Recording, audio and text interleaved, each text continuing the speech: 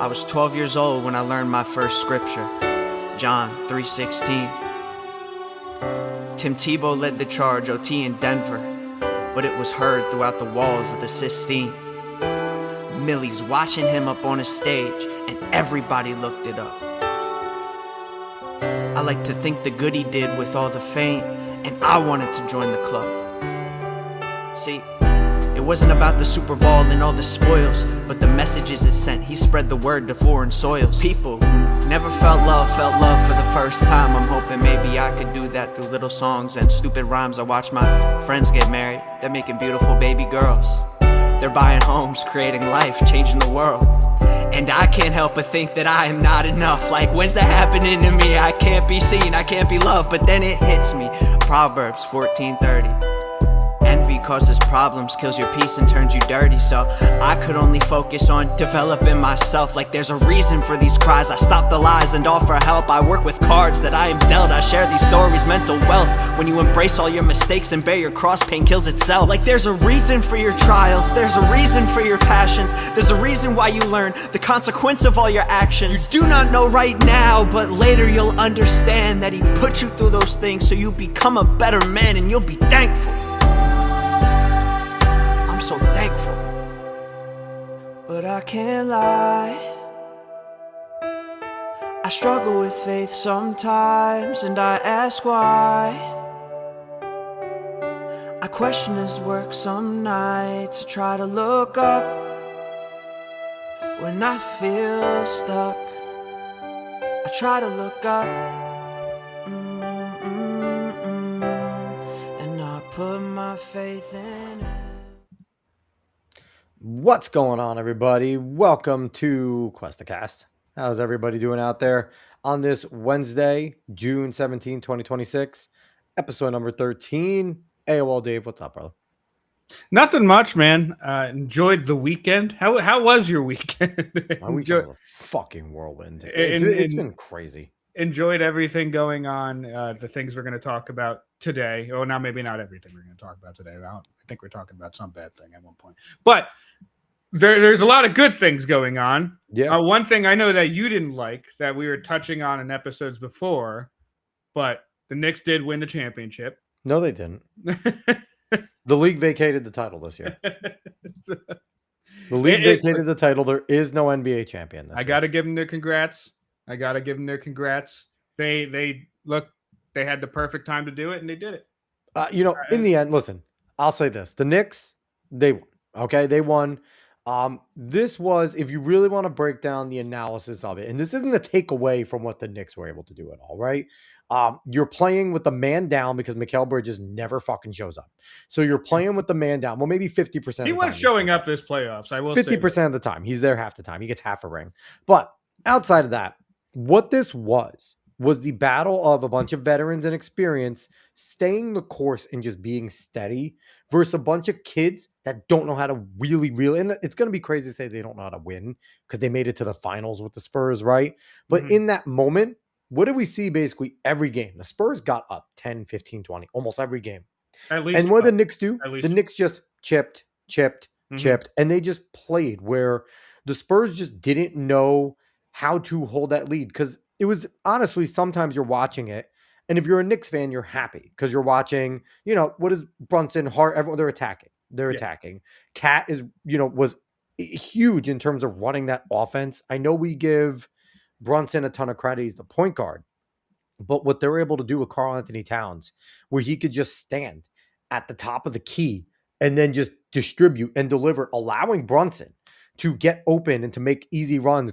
So what they did there was huge. And again, it was the inexperience, right? When they got up, game 3 is probably the best example, or game 3 or game 4, maybe it was game 4, where the Spurs got up by, 29 in game 4 or something like that.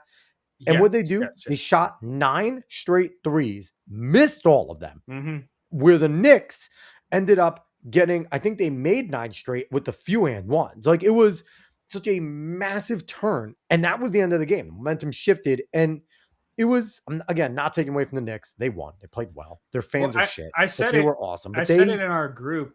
Honestly, one of the biggest reasons the Knicks go on this playoff run and do what they do is Mike Brown. When Yeah. Phibbs was Yes. first Yes. fired and they went and got Mike Brown, I think both of us said something akin to, I don't necessarily see the move. It's not I even don't like it. necessarily that Mike Brown's a step down, but it felt more like a lateral move, if anything. Yep. At best. And Mike Brown proved us wrong. Yes, he did. He proved us wrong throughout this whole thing. And it just off the display of not being either Kenny Atkinson or Mitch for Kenny Atkinson for Cavs or Mitch for the Spurs, where you go on a big run and then you just watch it go down and you don't call a timeout and you allow either James Harden to get touched up a whole game or other players. So there's a lot of inexperience in coaching, it looks like, because 100%. they just didn't want to stop what the chipping away at the lead they had. And Mike Brown instilled in them to play a certain type of basketball and just be willing to win throughout the whole entire game, not just to go down and be sad. Someone's going to find a way to hit the shots so they can come back and win. So look, that's a good ass job. That's a really good job. All around. The veteran leaders on the Knicks stayed the course. And again, the big difference is the Knicks are a bunch of vets. They are. You have Brunson, you have Hart, OG Anunoby's a vet in the league, Cat, Mitch Robinson. Like, that is a group. There are no kids on that team. They're a bunch of veterans. This reminds me, so in the best way, they're like the Mavericks. They're like when Dirk and the Mavericks, they were a bunch of grown-ass men, did their job. I saw some people comparing the Spurs to the Thunder. The old Thunder with the Durant, Harden, and like a little bit. See, my issue with that is it was mostly Harden and Ibaka didn't show up for any of their big runs. It was KD and Russ did their thing. Russ is a little reckless, he always has been, but KD and Russ were putting up 30 a game, and then you're wanting to get that 20 off the bench from Harden, and Ibaka was getting his ass chewed up down low when he was a defensive stalwart. Well, and one of the things that we did see come out of this, other than, Jalen Brunson, superstar status and all that, is Dylan Harper is pretty much now a respected, huge player in the league. Like, at this point, even because he did miss some shots at the end of the clinching win for the Knicks. He did miss some shots there. Yeah, but he also felt like the only one on the Spurs that had a chance to make a shot. Yes. Out of everyone there. Not including now, Fox is getting a lot of shit, but Fox also kind of deserves it because he seemed like he was playing a lot of hero ball. So Fox pulled some J.R. Smith shit. He really did. And I like De'Aaron Fox. And I think the issue too, I think a lot of people had with the Spurs and how they finished any of the games is you have De'Aaron Fox, one of the fastest players in the NBA. You have Castle and Harper, two of the better scorers around the cup. You have Wemby, who is 6 foot forever and can get in and do what he needs to do. 7 foot forever. And when times got rough where it felt like the Knicks were starting to chip away, they just resorted to shooting threes. None of them got to the cup. None of them got fouled. And it was frustrating to watch. That's the thing though, right? And Knicks found him at the right time. Honestly, the whole league kind of found him at the right time because if Wemby actually does get a post game going and can slow down the game, then it's very different for every team in the league going against the Spurs. But he didn't have that. Cat was a menace to him. And even Mitchell Robinson was a menace to him if he went down low. So that's the thing. If Wemby gets a post game, there might be a different story in the future. But because they understood that Wemby doesn't really have much inside, they could actually stop him for the most part. What's crazy is you're looking at the Spurs. They'll be back in contention next year. Their core of three, Castle, Harper, and Wemby is insane. Now, that window isn't massive because eventually you're going to lose one of your superstars. Yeah. And what's crazy I wouldn't to be think surprised is, if it's Harper. Like Harper. Wouldn't be surprised. But what's crazy to think is, though, you have Wemby, Harper, you have Castle. Those three guys are going to be superstars in the NBA. They could go whatever way they want to be quite honest, right? If I know Wemby's a generation and you never trade a Wemby, but if they get floored by a deal, right? Would it be so bad to have Castle and Harper there with whatever else you got back? You know what I mean? It's like they're in a really good position. They have to get a championship within the next 2-3 years because that window will close. One of them is going to have to leave.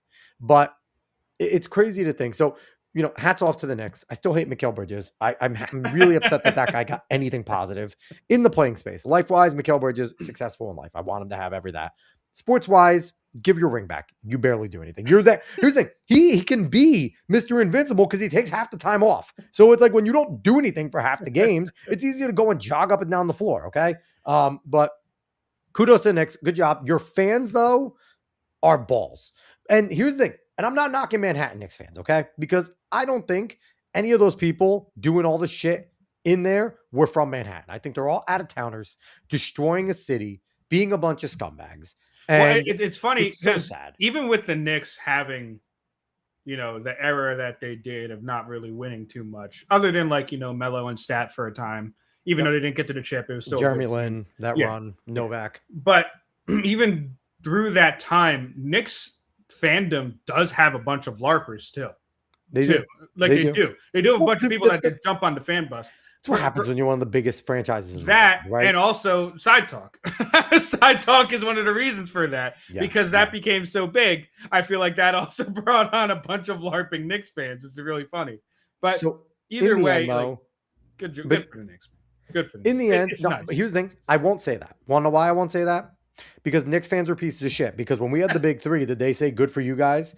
Were they happy for us when we almost made to the finals? No. Okay. I'm not gonna play this whole entire. To be fair, we didn't though. Like we didn't win, so we don't know. But the thing is, for me, it's seeing a team that hasn't gotten it done do it feels pretty good for the fact that maybe there's a possibility that our team could do it. Maybe, but my point is, even when we were against the Bucks all year and we had a run, like we were a really good team that year, there wasn't a single Knicks fan going like, good for the Nets. So, fuck them, okay? Bottom line. Fair enough, what? The bottom line is, I'm not doing this just because they're in New York. No, I hate them. Like, because they're my rivals, I don't like them. That's fair. So it's like, no, I'm not going to be happy for them. I honestly want MSG to just go out of commission for the next 10 years so they play somewhere else. Oh, speaking of that, we're going to be heavy sports today. I just did see a report, and I don't know if you can validate it. Woody Johnson apparently said he wants to relocate to Long Island by 2029. Where did you see that? It was breaking news. It's probably wrong. It's on Instagram, so of course it's wrong. But research that and see, because listen. He said that there's a potential for them because they want to go and get a different identity away from the Giants and go back into New York. I don't know. Maybe it's wrong, but maybe that's me hoping that they just do something different and go back, because one of the biggest shots that hurt the Jets is when they left Shea Stadium. The only thing I see is from NFL Drop, and NFL Drop's not really. No, NFL Drop sucks. Okay, maybe it's wrong. But Woody, I'm dropping things. But Woody, if you do that, you might gain at least a few more years with the fan base, honestly, if they move away from Giant Stadium. But all right, so let's go into the fun of the weekend. Dave, we had... Well, hold up. Don't you want to share something first? Oh, yes. Share this first, Dave. You bring it up? Yes. So tomorrow night, pull that picture up for me, Dave. Tomorrow night, I want everybody to go to Ryan Morrow's YouTube page because he is launching his new show, The Counteroffensive. And he is starting off by breaking 5 parts of big news about Candace Owens. If you're invested in any of the shit going on with Candace, with Tucker, with Russia, with all the stuff that's going on, I'm telling you right now, the information that any of you have been seeing around the internet about anything Russia related and Candace has come from Ryan, okay? Ryan has been basically the resource for Glenn Beck generally, but a lot of these individuals that are parroting things about what they know about when Candace went over to Russia in St. Petersburg, she spoke at that conference. That was Ryan Morrow's research for all the individuals that were going to be there. But Ryan has more. He has some bombshell shit. And go there and watch it. Tomorrow, I will be a part of it.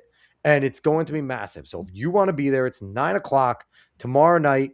Go on Ryan Morrow's socials on any of these spots. Just search Real Ryan Morrow. He'll be there. And it's the launch of his new podcast, The Counteroffensive, which is what he said when Charlie Kirk passed away, that it's time to go on the counteroffensive. So app name for the show, be there. It's going to be a bombshell. Not even kidding. There's going to be things coming out about Candace that will shock the world and will shake a lot up. So be there. It's going to be freaking awesome. All right. Very cool. Yeah, it's gonna be great. Ryan's an awesome dude. We've had him on the show. He's Mhm. awesome. And we're gonna try and have Ryan on next week after all this stuff goes down to, talk about the fallout and things Mhm. like that. But all right, so on to some sports news. Yes. Over the weekend, on Sunday, we had UFC Freedom 250. I'm just going to bring up the match card here first. Yep. And, coming into the event, obviously there are people, it was made to be more of a political event by some in the mainstream media. And there was a lot of poo-pooing. There was a lot of possibility. Even the Weather Channel got in on it. Weather Channel's so lame. Yeah. That was lame and gay. And there was a possibility of a huge storm. There was a possibility of a lot of things.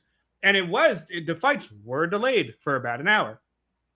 But after that, the event went on like normal. And to be quite honest, I think if you are a neutral observer, if you're just a fight fan in general, this is one of the best events you've seen in a long time. Which is crazy because when this fight card came out, we all, including us, picked it apart and was like, it's a little underwhelming, right? On face, we're like, there's some good fights in here. For what it is, right? For being on the White House. Being on the White House, like if it was any other card, whatever, it would have been a really good card. We would have been looking forward to it. Mhm. But even still, on its face there, it's not like the greatest card of all time. There's some really good fights there, Mhm. but nothing you're going to call home about, right? If you're a big time fight fan. Mhm. So this card ended up freaking delivering and then some. And when you have fighters that weren't involved, the commentary, everyone around going, this was the greatest event of all time. I think it was in fighting. Jay Williams. He was on ESPN afterwards talking to Stephen A. Smith, and he said that he was at the NBA Finals, and then he was also at this event, and he said this event was better, like bar none, like it was just better than the NBA Finals. And I don't think Jay Williams is any big Trump supporter or anything like that. No. So for him to come out and say that, I mean, that's fantastic. So Dave, let's go over this stuff. Admittedly, I did not watch the first 3 fights. I came in late. I was putting my kids to bed and shit like that. I didn't watch the Lopez Nickel or Rufy fight. Give me your quick rundown. Now, as we can all see here, we have a whole bunch of early finishes. So Dave, talk to me. 7 fights, 7 knockouts. It was like insane. Very impressive. Most of them in the first or second round.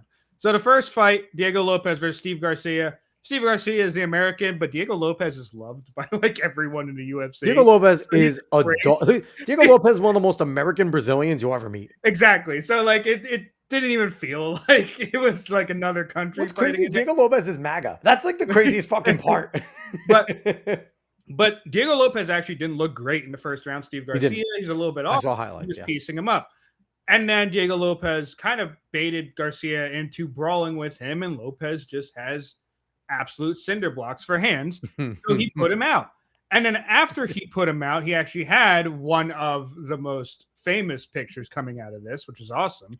It's an stood on top of the cage right in front of the White House. It was awesome. Just to see, this is one of the first things you get from this event is this.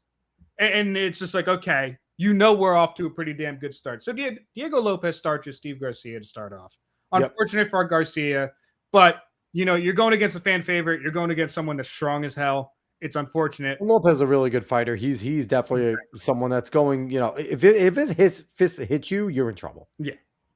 Next, we have Bo Nickel versus Kyle Dawkins. Kyle Dawkins is actually coming back to the UFC. He had just won 2. He's actually looking pretty good. So this was actually not bad fight against Bo Nickel. But Bo Nickel showed that he's not just wrestling in this fight. Now, he has showed that a little bit, but his striking looked better than it used to be, especially after getting beat up by Renner the Ritter.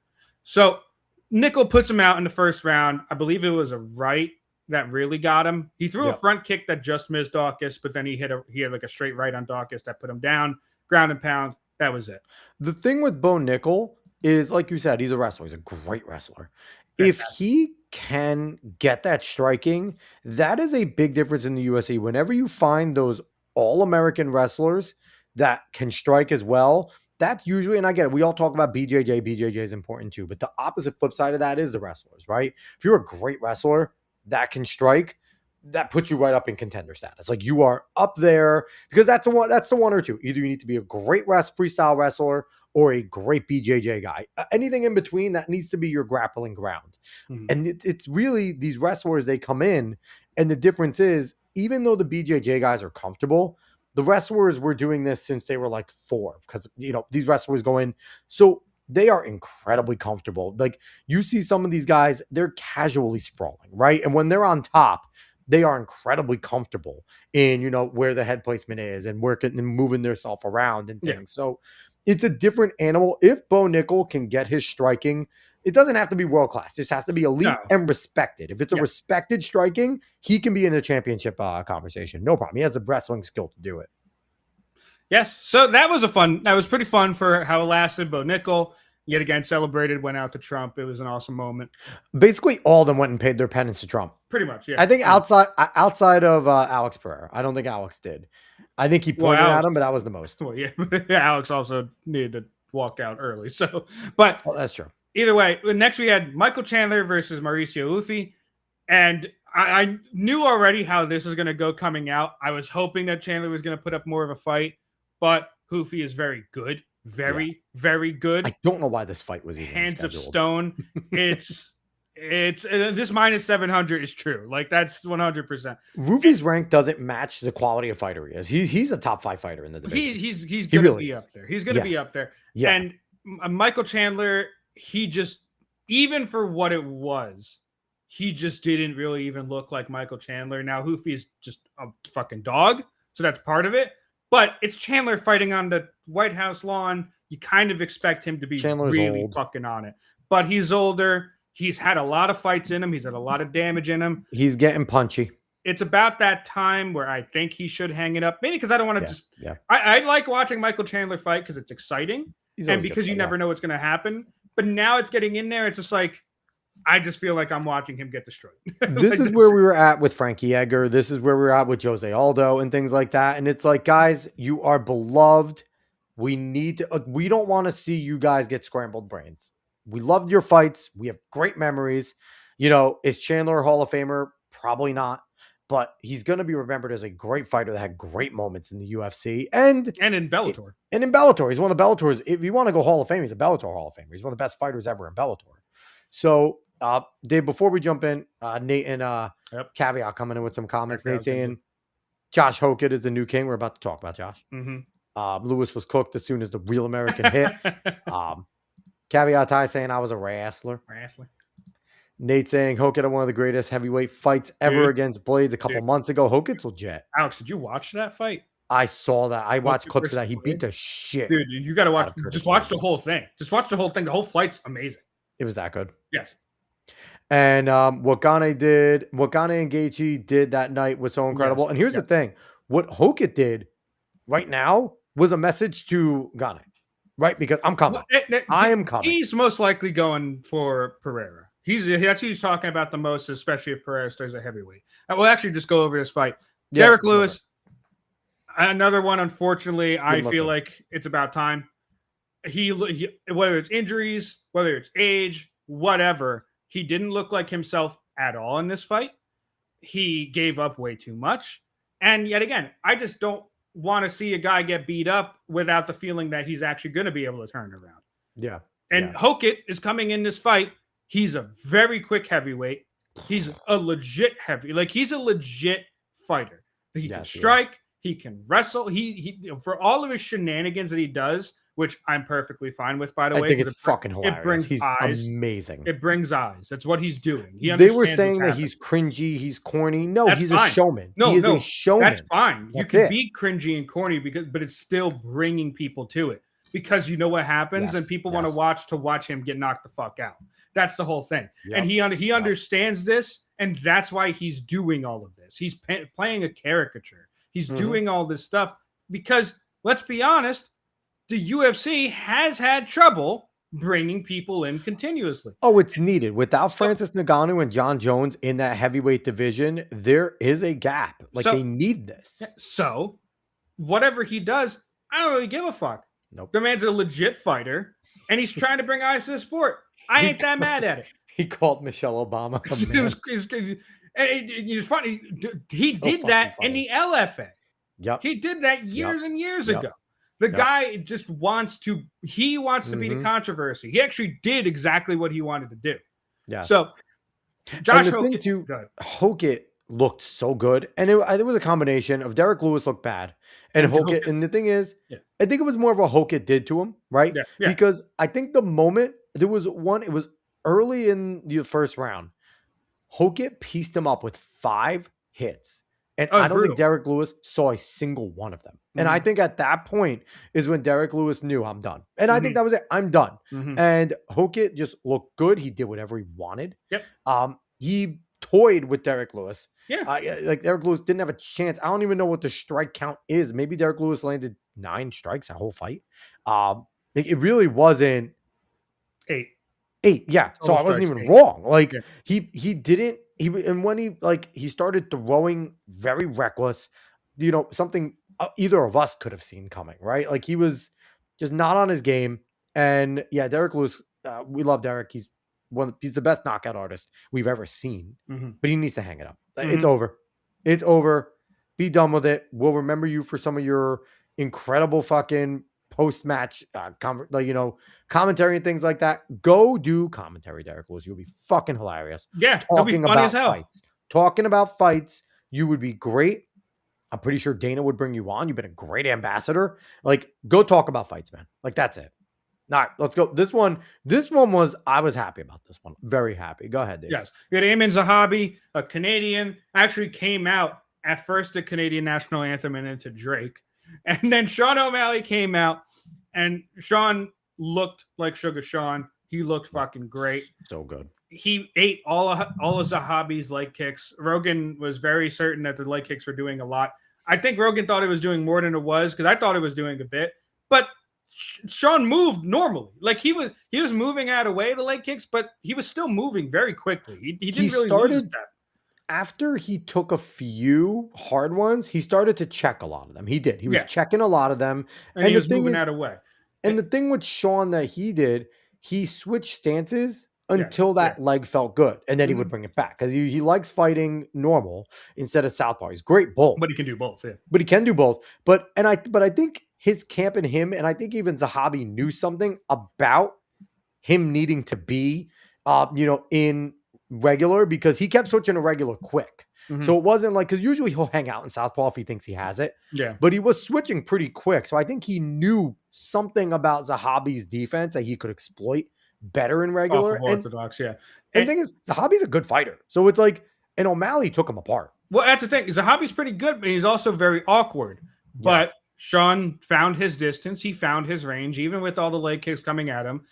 Zahabi really didn't hit him pretty much anywhere else. He was only throwing head kicks. He didn't go a single, because he was afraid of Sean's counter the whole time. Yeah. You could And see then it. Sean eventually found him. Bink, That bink. straight left. Oh my God. Knocked him right onto the canvas. He fell like a tree. And then he hit a salute while he's falling. It was actually very impressive by Sean O'Malley. Do you think the fight should have been stopped at that point? Because it looked like Zahabi, after that Zahabi did get into guard. I think so. If you watch, he actually did fall a little bit afterwards too. I think if the ref let it go and kind of had Sean go on, it wouldn't have been a huge issue. But when you see a fighter fall like that, it's completely understandable for a ref to step in. In my opinion, I was okay with it because I think Zahabi did what fighters do and subconsciously went into guard. I don't think he was there. I don't think he was actually in guard. I don't think he knew what was going on. He probably came back very little bit, but like I said, if you watch, like, after when Sean starts walking and the camera is on, he starts to get up and protest a little bit, but he kind of falls back again. So he wasn't fully there. Like, it would have, if Sean O'Malley just went into ground and pound, it would have been over right there either way. But like I said, when you see a fighter fall like that, like just completely unconscious, he's already going towards the ground. He's not even stopping himself. It's very understandable for a ref to be like, yeah, that's it. We don't need to see more. Yeah. He stopped with his face. And honestly, that's one of the coolest moments too, because the sequence was amazing. Like, he caught him with a really hard left jab that stuns Zahabi. And then as Zahabi's trying to gain his footing, Sean just comes in with a downward right hook that was mean. Yeah, it was. It was a downward right hook, and that's what finished it. And immediately after the right hook connected, Sean stood up like a soldier and gave a salute to the White House. He was just saluting the White House. And it was amazing. And what's funny is he said he was going to do it. Yeah. He said, I'm going to knock him out and I'm going to salute. Like, he said it in multiple interviews. And the concern was, Sean did win his last fight. but it's like, are we going to get Sugar Sean back, right? Because the injury and everything like that, and it looks like we have Sugar Sean back. So I'm excited. Do you think he gets a championship fight next? He might. He very well might. He's calling out. Great. He's calling out Jan a lot. It just depends, because sometimes these things depend on just time. Who's number 2 right now? I don't even know who 2 is. Ooh, that's a good question. I'm not sure. Let me check. Either way, Sean looked fantastic. So actually, Sean just moved up to number 2. Umar Nurmagomedov was number 2, who deserves it as well. He's a monster. So I would love to see that fight. Either way, and it might be, honestly, I don't know if Umar is going to get a shot at the chip. Either way, Petr Yan is going to have a fun fight ahead of him, whoever he gets. It's going to be good. And here's the thing for me. If Sugar Sean is back, I think he beats Jan again, because I think he's a better fighter than Jan. I think Petr Yan's amazing. It's going to be he's a better fighter. It's going to be really, really interesting, because like the thing is that someone like Petr Yan, who had lost to Vashvili before, he came back and beat up Vashvili. He did. Petr Yan he beat the hell out of Vashvili. He's the type of fighter, he learns, and you could see he grows. The man's a monster. Either like, we're just gonna have a lot of fun at bantamweight. This huge distance? Because the Vashvili and Jan fight was a little bit closer rematch, right? This has been a long time since they're different fighters than they were when they met many moons ago. Like so, is there enough time there that it's basically like scratch? It's not the same as it used to be. I'm not. Like I said, I'm not sure. Either way, it's just going to be it's going to be a lot of fun. It's going to be a striking clinic. It's going to be so much fucking fun. So let's go on to the next one, because this one had a lot of conversation around it, right? So go ahead. So this one, a lot of people were actually kind of counting Cyril Gane out in a way, because a lot of it was just about Alex Pereira moving up to heavyweight, how dominant he is as a fighter. Cyril Gane being French didn't help. Well, possibly. But the thing is, Cyril Gane, he's been a monster. He showed yet again just how fast he is as a heavyweight. Yes. How quickly he can get in and out, how quickly his strikes get there, and you're not going to hit him. He's going to get 2 off before you can really get to him. And Alex, honestly, Pereira looked like he wasn't entirely ready for this type of fight. No. He looked slower. He looked a little clunky, especially compared to Gane. And that's the thing. The thing with Pereira that they were pointing out, and I think he found out, a heavyweight punch is real different. Even a heavyweight jab feels different. And even though Pereira came in heavier, a natural heavyweight versus a guy who isn't a natural heavyweight is a huge difference. Curtis Blades has moved at that weight his whole life, right? His whole heavyweight fighting, he has moved as a heavyweight. Alex Pereira came up. What did they say? He was 185 2 years ago. That's huge. He put 100 pounds on. Well, yeah, so Pereira started as a middleweight. Yep. He went up to light heavyweight, then now heavyweight. But it's different. It is way different moving with all that weight. You're 100%. And the thing is Pereira, he wasn't always like the fastest striker, right? He wasn't always the quickest, but he's quick. He was quick enough that his check left and just his left hook in general could get there and find the mark. And just striking in general could get there and find the mark. And he does real fucking damage. But like you said, you're putting on a lot of weight. And this is really the first time he's doing it in this camp, getting up there and then cutting whatever he needed to cut, or felt like he needed to cut. You're not certain what you're stepping into with your body going into the cage. And you're going against Cyril Gane, who is probably the quickest heavyweight. He probably is the quickest heavyweight. And I do think that there is something to, and a little bit of the Trump effect where billionaires think they can become president because Trump did it. Alex Pereira looked at John Jones doing it and is like, okay, if John could do it, I can, right? Because John Jones is just a different type of animal. He can go to whatever weight class he wants. But the thing is, John Jones did it, but John Jones also has a world-class wrestling and submission technique behind him. Yes, that's what he did to Cyril Gane. And he did stop Cyril Gane striking as well. But John Jones just has a lot more. He has more all around than Pereira does. Yeah. Pereira is primarily a striker. A kickboxer. He's a deadly striker, but he's primarily a striker. He's not the wrestler or the submission artist that John Jones is. So it's a very different fight. It's very different stylistic matchups. And Cyril Gahn understood where he was against John Jones, and he knew, there's probably definitely a process in his mind where he knows if he overextends, Jones can take me down and submit me, which is part of what happened. Yep. But he doesn't. But he knows that he doesn't really have to worry about that against Pereira. He has to worry about whether or not he's walking into a left or not. But when you come out and Pereira looks slow, he looks a little clunky. He looks like he's not moving as he should. I can get in and out as much as I want. I can find ways to knock him out. He's not worried about this other aspect of the game. And Pereira wasn't he's normally more aggressive, right? But he wasn't his normally aggressive self because he was respecting Gahn's power. He was respecting Gahn's speed. And you saw it right away.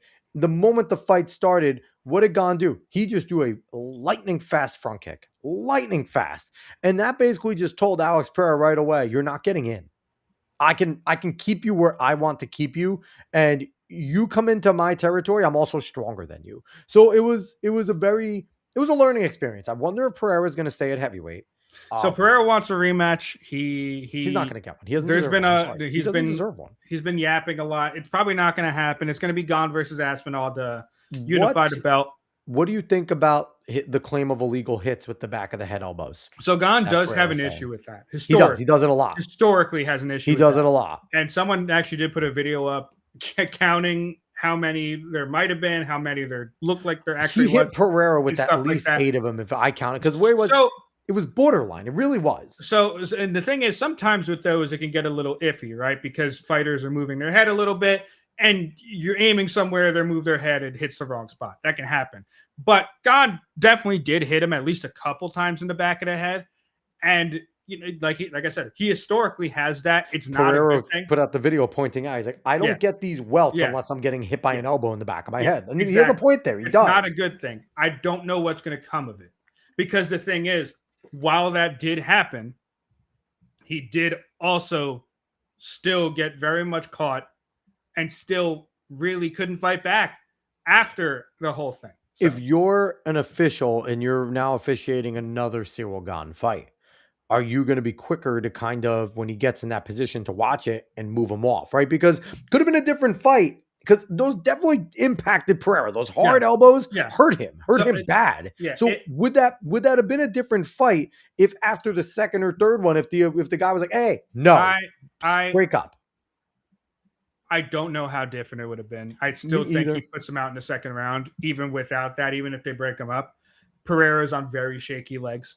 Yeah, and I agree. And even before that, Gahn was still the quicker guy, and he was going to smell blood in the water. It was good. I feel like it was going to be over either way. So let's look forward.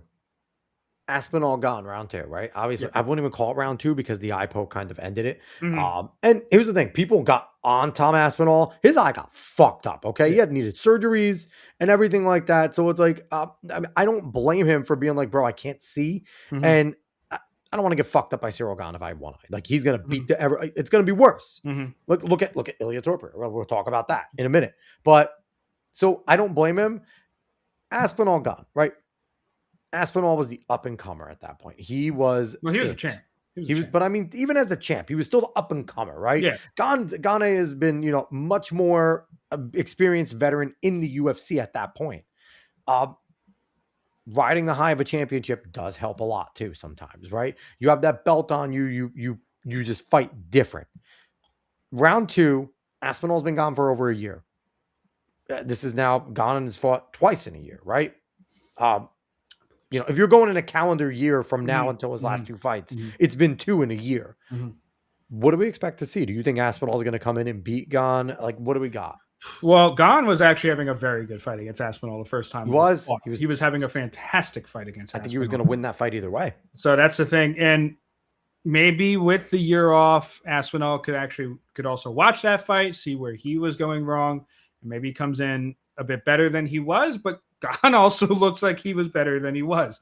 So right now, I mean, it's obviously recency bias, but it's kind of all that we have as well. I think Gahn wins it. But when it comes to heavyweight, the power that's being thrown with, it's tough to just call it immediately. And the thing with the UFC, it's different because, that fight was early on. We were watching Gahn beat up Aspinall, right?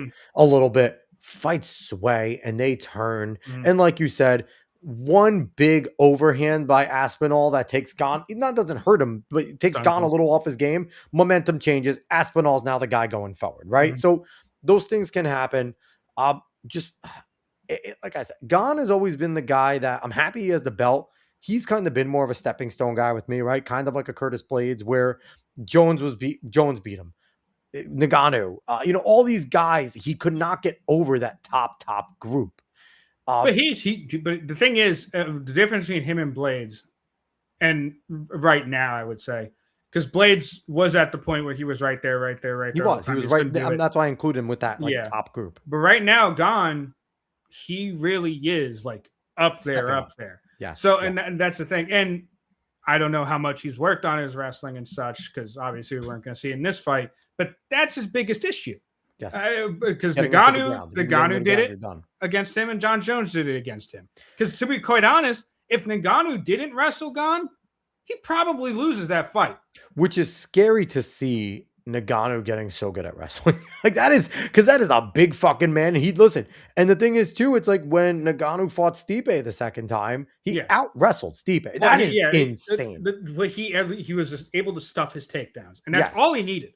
That's all Nagano needed to do against Stipe was stuff his takedowns. Because that's how Stipe beat him the first time. Exactly. Because he has the power to just overwhelm most people. Are we ever going to see Francis Ngannou back? Never say never. Because that changes. Again, he needs to come sooner than later. Because if he gets too old, it doesn't matter, right? Yeah, He'll have power. I never say never. I don't think he will in a time span where he it'll be matters really with fun, this group. you know? Okay. So, all right. So I'm excited. I'll be excited, if Aspinall comes back and fights Gon, and then Hokit waiting in the wins for whoever wins, because I think Hokit versus Pereira will be good, but I think Pereira might get into another situation where Hokit's lightning, man. Like, you thought Cyril Gane was fast, Hokit's faster. I mean, they're close. They're close. They are. I think Hokit's a little bit quicker. He might be a little bit quicker, but they're real close. But that's the thing, and it's whether Pereira wants to stay at heavyweight or not. That's a big decision, to be quite honest with you. And I mean, you're looking at it as Pereira. Can I beat Gon? Probably not, right? Can I beat Hokit? I don't know. Can I beat Aspinall? I don't know. Like, the thing is, there's three big question marks. With a good camp, with more time at certain sizes, he might be able to do it. But can he maintain that? It's a gargantuan task, especially after he's already had a long career. And especially after the fact that his natural body weight wants to go down, right? His actual fighting weight, his body doesn't want to be at 285. His body is more natural in that middleweight area. What was he at this time? I think was he at 250 something? I can't remember. I think he was at 285. No, he wasn't that high. He was bigger than Gon. He was bigger than Gon, but Gon's a smaller heavyweight. But I think they said 285. I think Rogan said he was right around 285. Like, he was huge. Fucking wild. I can't remember. Either way, huge. So either way, but regardless, like, that's going to be the fight with Pereira. Does he want to go through another extended camp at that size? That's a lot. That's a lot of eating. That's a lot of working out. That's when you're fighting at your natural size. Like, Gon doesn't have to. Yes, he lifts and everything. He doesn't have to lift as hard as Pereira because that's his natural size. He needs to keep that in shape. So now want to get to some comments here. Yep. Nachi, Lewis was so out of shape. Lewis was a legend, but he's got to hang it up. Yes, he does. Big Mike reference on the White House lawn was a real winner of the whole weekend. It was amazing. Getting the daggies off the belts is a big for UFC 2. They were all boring. They were boring, Nate. And the thing is, if you're a pure fight fan, you enjoyed their technicalness. But honestly, the most non-boring one. You know what? I will say this: like, even when Khabib had the belt, while Khabib did wrestle a lot, he had some fun in there. And talking shit was amazing. He would talk shit to everybody. But Islam, especially in like really good fights, like that first Volk fight, Islam is a fun fighter to watch. Makhachev is a very fun fighter to watch. They are. But I think it's also like we do have a little bit of pride here where we want a Westerner holding the belt. I just want Americans having the fucking belt. Fuck you. An American, but at a minimum, we'll settle for a Westerner, right? Like, we like Patty. Patty Pimblett holding the belt. Awesome. Connor holding the belt. We have an English guy. Like, we're happy with Anglo holding the belt. Adam Pizza coming in saying America's going to win. Everything else is just for entertainment. Thank you. Very true. Yes, you're correct. Nate saying, yeah, I thought Pereira was going to do what Bones Jones did. Here's the thing, though. Pereira's nowhere near the level of Bones Jones. He's amazing. Bones Jones, we've said it. What is the best thing that you do? I'm going to beat you at that, right? That has always been Bones Jones's thing. I'm going to show you I can beat you at that, and then I'm going to beat you. And that's what he does. He's just ridiculous. And then Nate G coming in saying, Francis is a free agent, but last PFL fight, Bones and him were talking a little trash to each other. Bones openly talked about his UFC contract on a PFL broadcast. Wild. Difference is, though, with the talent of Bones and Ngannou, Dana White looks at dollar signs, right?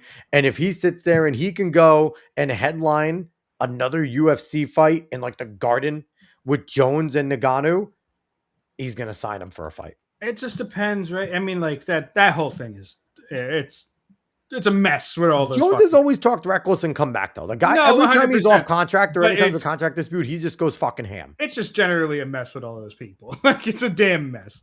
Either way, we're getting to the main event of the night. One of the best fights we've seen in a very long time. One of the best fights of all time. It is one of the best fights we've ever seen. One of the best underdog wins we've seen. Yes. An incredible main event.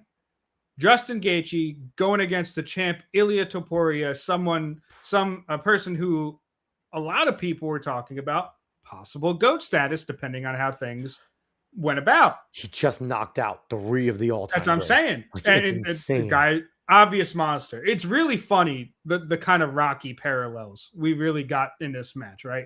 Ivan Drago. Yes. Yeah. Because Topuria is a fucking machine. He's a machine. Yeah. And what he's been able to do to living legends, like people that are still very good fighters when it comes to Volk, Holloway, Oliveira, starched them all. Aldo beat the shit out of Aldo too. Exactly. He's looked fantastic. And then Justin Gaethje comes in 6-1 dog. Everyone basically counting him out. Maybe to the point where they're like, oh, well, it's Gaethje. He could do whatever. I remember. I think I told you. He has some stupid retard magic. You never know what could happen. Well, like what you call it. DC said he's your fighter's favorite fighter, and we're not kidding. Yep. Like everybody loves this guy because when you're a fighter, he is the guy in the fight game that you love. He just does it for the right reasons. And Justin Gaethje comes out there. One of the best walkouts of all time, if not the best walkout of all time. All the walkouts were fucking awesome. They all came out of the White House, different parts of it. The band was incredible. The band was incredible. Was awesome. They were flanked by some US honorees, members, military honorees, police officers, like any of your first responders, which was awesome to see. Really cool. Every single fighter, regardless of nationality, as they were walking out, got salutes from the soldiers. And on top of that, well, they were saluting the service members walking with them. Yeah, they were saluting the service members walking with them, but still, it was a cool moment. And on top of that, I want to say majority of the 4,000, there was 4,000 on the lawn, were soldiers. We're soldiers. Yes. And then most of them were a part of military. Yes. And then over in the ellipse were 80,000 people. Yeah, that was everyone that was actually there to watch it. Crazy. Yeah. So the thing about this fight, and everyone's going to take away, Gaethje gets the underdog win. Topuria's face looks completely different. But honestly, to me, even with the injuries, I still thought Topuria is going to win because just the difference in how they fight. Ilia Topuria, his fighting is boxing. His hits are so tight and hard. Like, I felt them. And Gaethje is apparently the hardest hitter there, but you just saw the difference where they were so tight, and Gaethje's much more of a MMA fighter. He hits wide. Now, those Gaethje came in with a game plan and executed it perfectly. Those baiting uppercuts where he would bait into a single leg and then uppercut changed the whole fight. The jab and that, Topuria had no response or answer for either of those things. Yeah. Well, and his jab was on point. Topuria was walking into Gaethje's jab a lot. And like you said, that uppercut, that right uppercut, that back uppercut, it is actually one of the first things that hit Topuria's right eye. I saw it in the first round. Yep.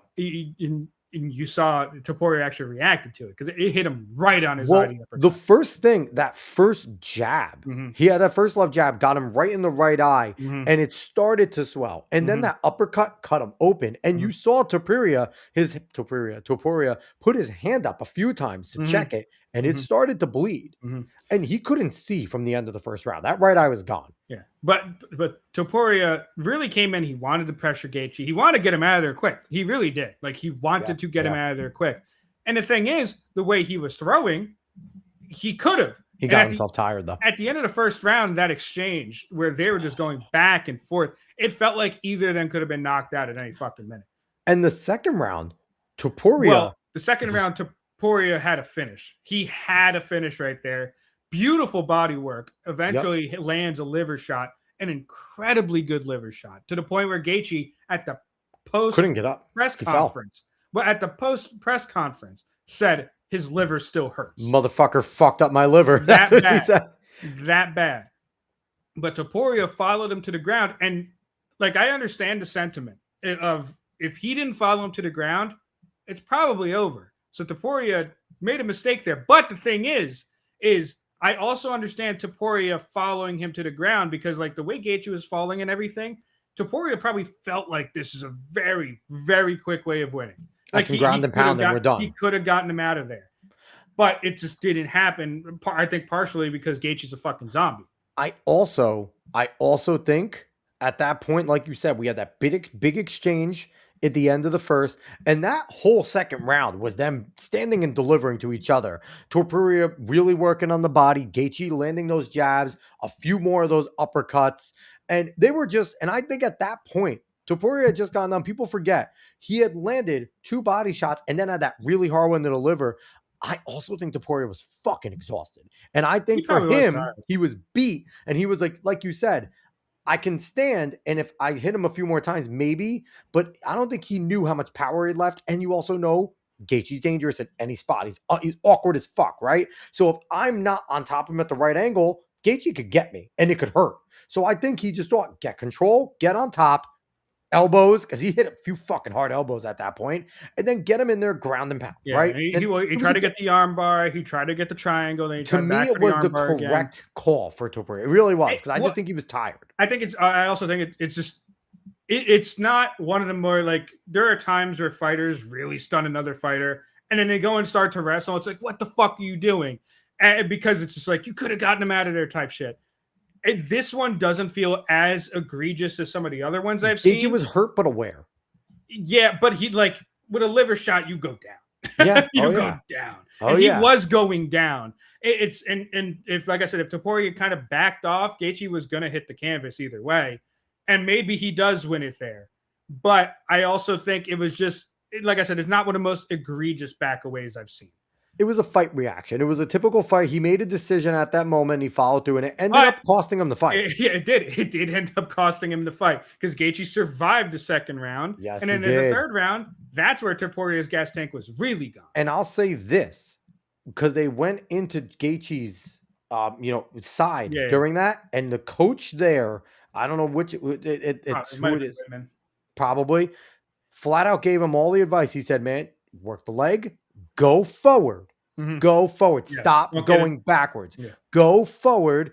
Use your leg kicks because you haven't done one, and just keep working that jab and take control. If you take control of the fight, you're going to beat him. And immediately, and the thing is too, like Dave, we've watched a lot of fighting and boxing, right? Coaches will give advice, and what do the fighters do? They go back out and they do the same thing because it's hard.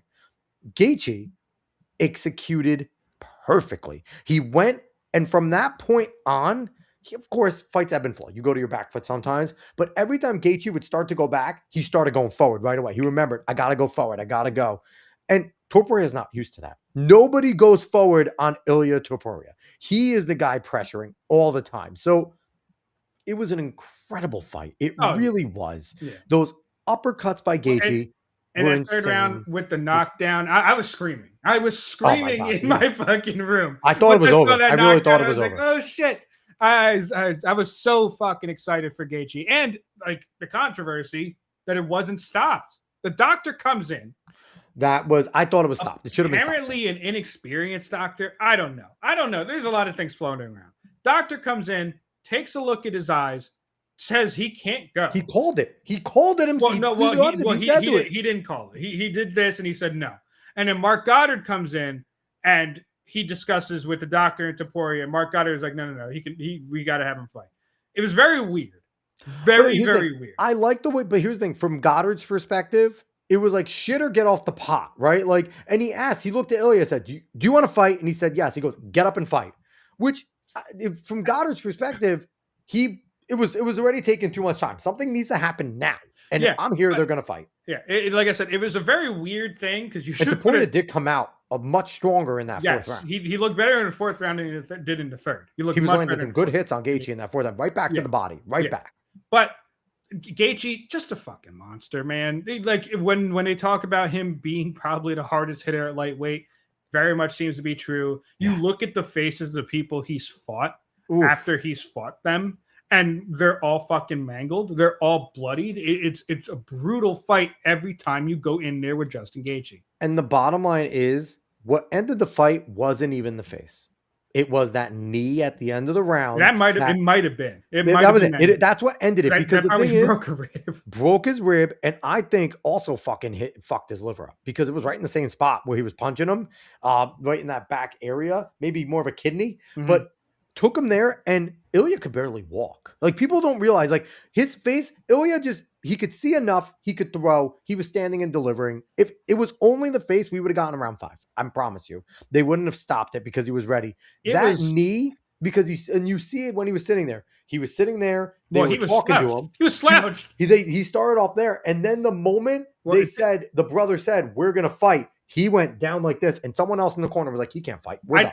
It sounded like his brother called it. I'm not sure who called it. His brother at first said, we're finishing the fight. That was the first thing his brother said. You heard it. And then I think when he crouched, his brother was like, all right, no more. And it was the right call. You don't let Ilya go on. He's hurt, obviously. And I think it was that knee. If you see that knee, his knee went like 3 inches into fucking Topuria's body, 4 inches. Like, he broke shit. And it was, and Topuria moved his left arm immediately after. It was, and it was that spot, because he was unexpected too, because I don't think Topuria thought he was going to do that, because at that point, Gaethje had thrown a few flying knees forward, but the way Gaethje just set it up, held him down for a moment, went to the side, and just rear backed and fucking clean as could be. It was pretty nonchalant too. It was really nonchalant. And the thing is, too, at that point, people forget, right before that happened, Gaethje checked the clock. They were in the middle, and Gaethje looked over and saw it was about 30 seconds. So he knew how much more time he had to work. And I think people thought he was trying to get out of it, because they were pretty even. They were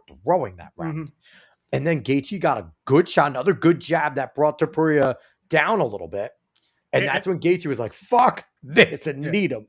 And I just want to show Topuria's face start to kind of end, because it was actually worse than that picture. It was worse than that. He couldn't open his eyes at that. But still, that's actually pretty good. That's still the amount of damage going on there.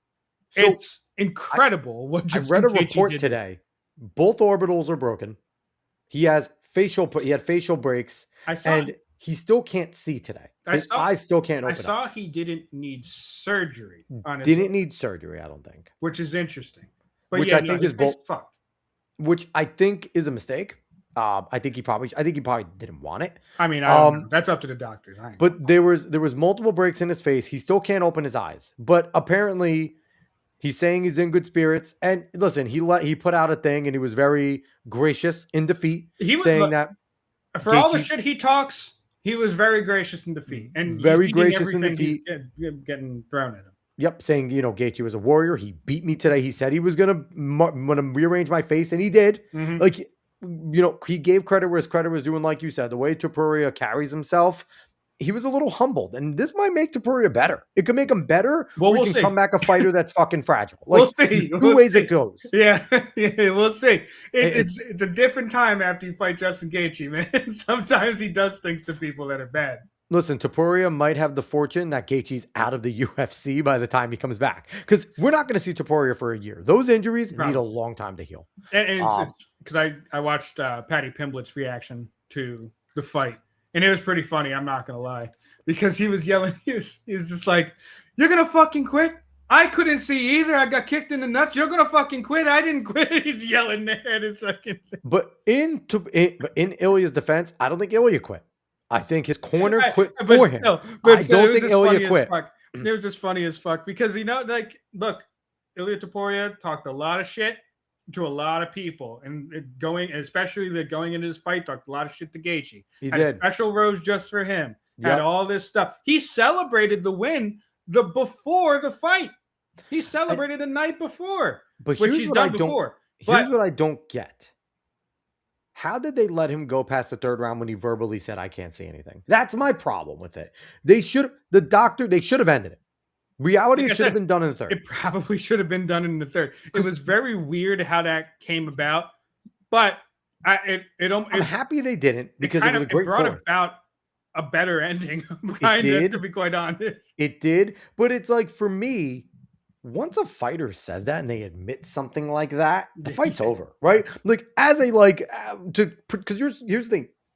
You want the fighters to fight, but you also need to protect your fighters, right? Mm-hmm. That's part of it. Mm-hmm. The UFC did a bad job of protecting Topuria there because he now probably has more facial damage and broken ribs he didn't need to have. Because he admitted to, I can't see anything. Yeah. But then when they asked him, he said, I want to fight. He's going to fight, of course. Ilya Topuria is a freaking monster. He's going to keep fighting. Where people say you're going to have to kill me to stop me, I feel like Topuria is that type of guy. He would fight 23 rounds. You got to kill him before he stops. Mm-hmm. He's a warrior. So, but the fact that he goes, they said, can you see? He's like, I can't see anything. Like, you stopped the fight. You saw his eyes. Both of his eyes were shut. It was so swollen, dude. It was bad. It was really I don't know how he saw him. I feel like Gaethje might have been clicking as he was standing there just to help him. Like, I don't know. They did start talking to each other in round 4. I don't know what they said, but you could hear them talking to each other. Oh, they did. And I don't think it was anything disrespectful. Probably wasn't. I don't know. But either way, they were yapping to each other. But it was just incredible to see Justin Gaethje go out there and win like that on the front lawn of the White House. It was just an incredible event with an incredible Gaethje to also go, after all the excitement, to go check on Ilya. He did. He went right to his corner after we met with Trump and celebrated. Yeah. He did the most ridiculous backflip I've ever seen him do because he almost broke his neck. He almost killed himself at the end. He did a backflip and then fucking launched it another one and landed on his head because he's a moron. But immediately after that, went and checked on his corner, checked on Ilya. Like, again, there is something different. And everyone has said this. Connor said this, all of them. You could talk all the shit you want. There is something different than when you get in the ring and you actually trying to hurt each other. Yeah. The respect level is just different. Yeah. After that, whatever was said is done. Our goal was to hurt each other. We need to be in that mindset. But once it's done, it is a brothership at that point. It is, we respect each other until we have to fight again. That it's back, right? So we'll see. Let's get to some of these comments here. Justin was a plus 350 underdog at one point when Topuria was coming back. He was a 1300 live. Probably around round 2. Wish I would have pulled the trigger. Nate, you saying wish Hulkster was still around to see a presidential Marine band play Real American. Me too, but it was a great tribute to him. I forget who it was. I don't know if it was a comment in our friends group. It might have been one of our buddies saying, why have we not seen Team America by anybody? Someone should have came out to America. Could you imagine the band playing? Yeah. It would have been awesome. But the whole event was incredible. It was amazing. It was better than what I thought it was going to be. It was. Did you watch any of the post-fight, the commentary? Yeah. With Bisping being like, I'm not even from here, and this was amazing. Dude, this is my favorite thing ever. This whole thing got me so hyped up that I watched like Bisping's like behind the scenes thing where he's yapping while he's in the White House and showing like when he was walking out, he could see like the claw and everything and how he could see it. And him just talking about all that type of stuff. I watched so many different reactions to this. Like I said, this was a genuinely resounding fantastic event. If you are like a UFC fan, if you're a fight fan, you probably enjoyed this event.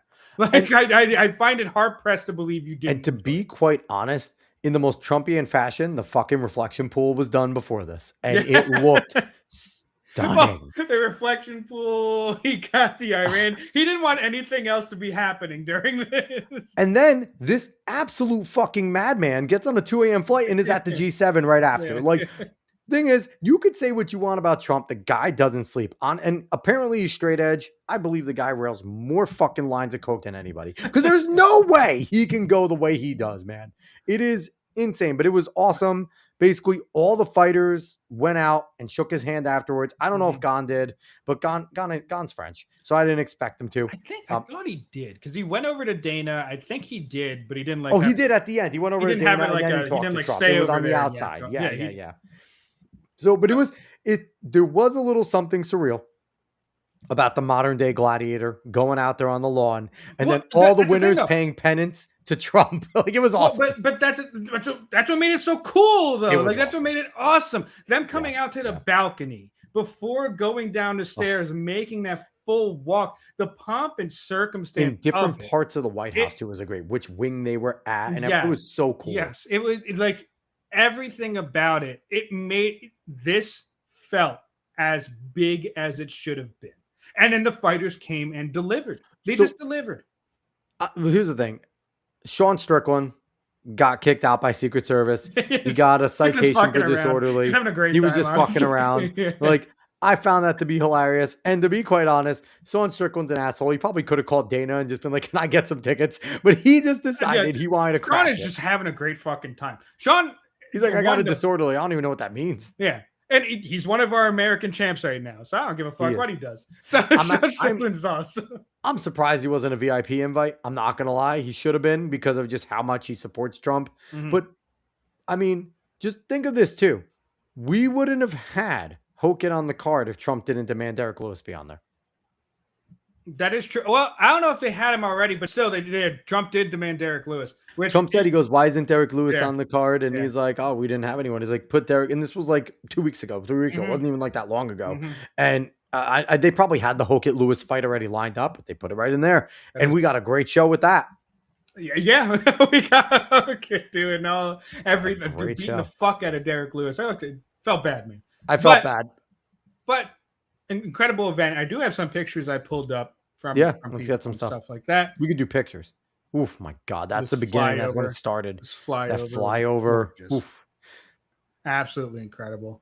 And just to think, Trump is looking at that White House and going, I live in poverty status compared to the other world leaders. He goes to some of these other Middle Eastern areas and China and even England, and they're like 100,000 square feet. That thing's only like 50,000 square feet. He's like, I am a poverty president. But that's an awesome fucking picture, man. This is a fucking great picture. And this is from the weekend. It's not strictly from Freedom 250. Yeah. The bikes Nitro Circus fucking there. And then the last one was the Lopez picture. But we also have this right here of the claw and how the event looked on the lawn. It looked awesome. Like, this looks fucking great. I mean, listen, and here's the thing too. And did you see Trump joked about leaving it up? Yeah. He joked about leaving it up. And what was it? Rubio was like, maybe we should have our elected officials go decide issues in the cage. Mark Wayne Mullen is the happiest guy there. He's like, let's go. This is what I used to do. I saw Rubio say something about it too. That's what I mean. Rubio is the one that said they should have their officials go out there and decide it in the cage. That'd be awesome. You imagine that? That'd be great. But yeah, no, it was an amazing event. You can't, like, the only people that naysay this are doing it politically. If you're a fight fan, it doesn't matter if you like Trump or don't. This was an amazing celebration of a sport that has become a major pastime in America too. And it's also something that Bisping brought up, and it's just where the UFC is from where it started.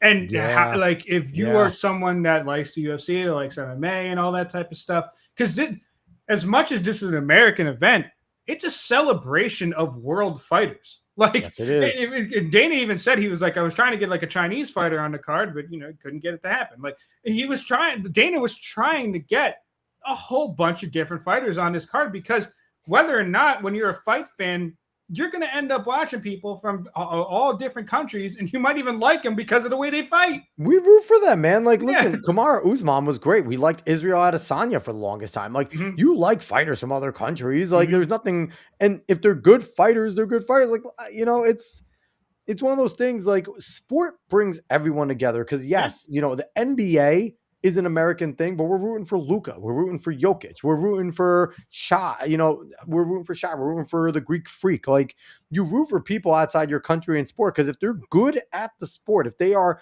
experts at their craft and they're doing something that you cannot do and doing it well, you admire that.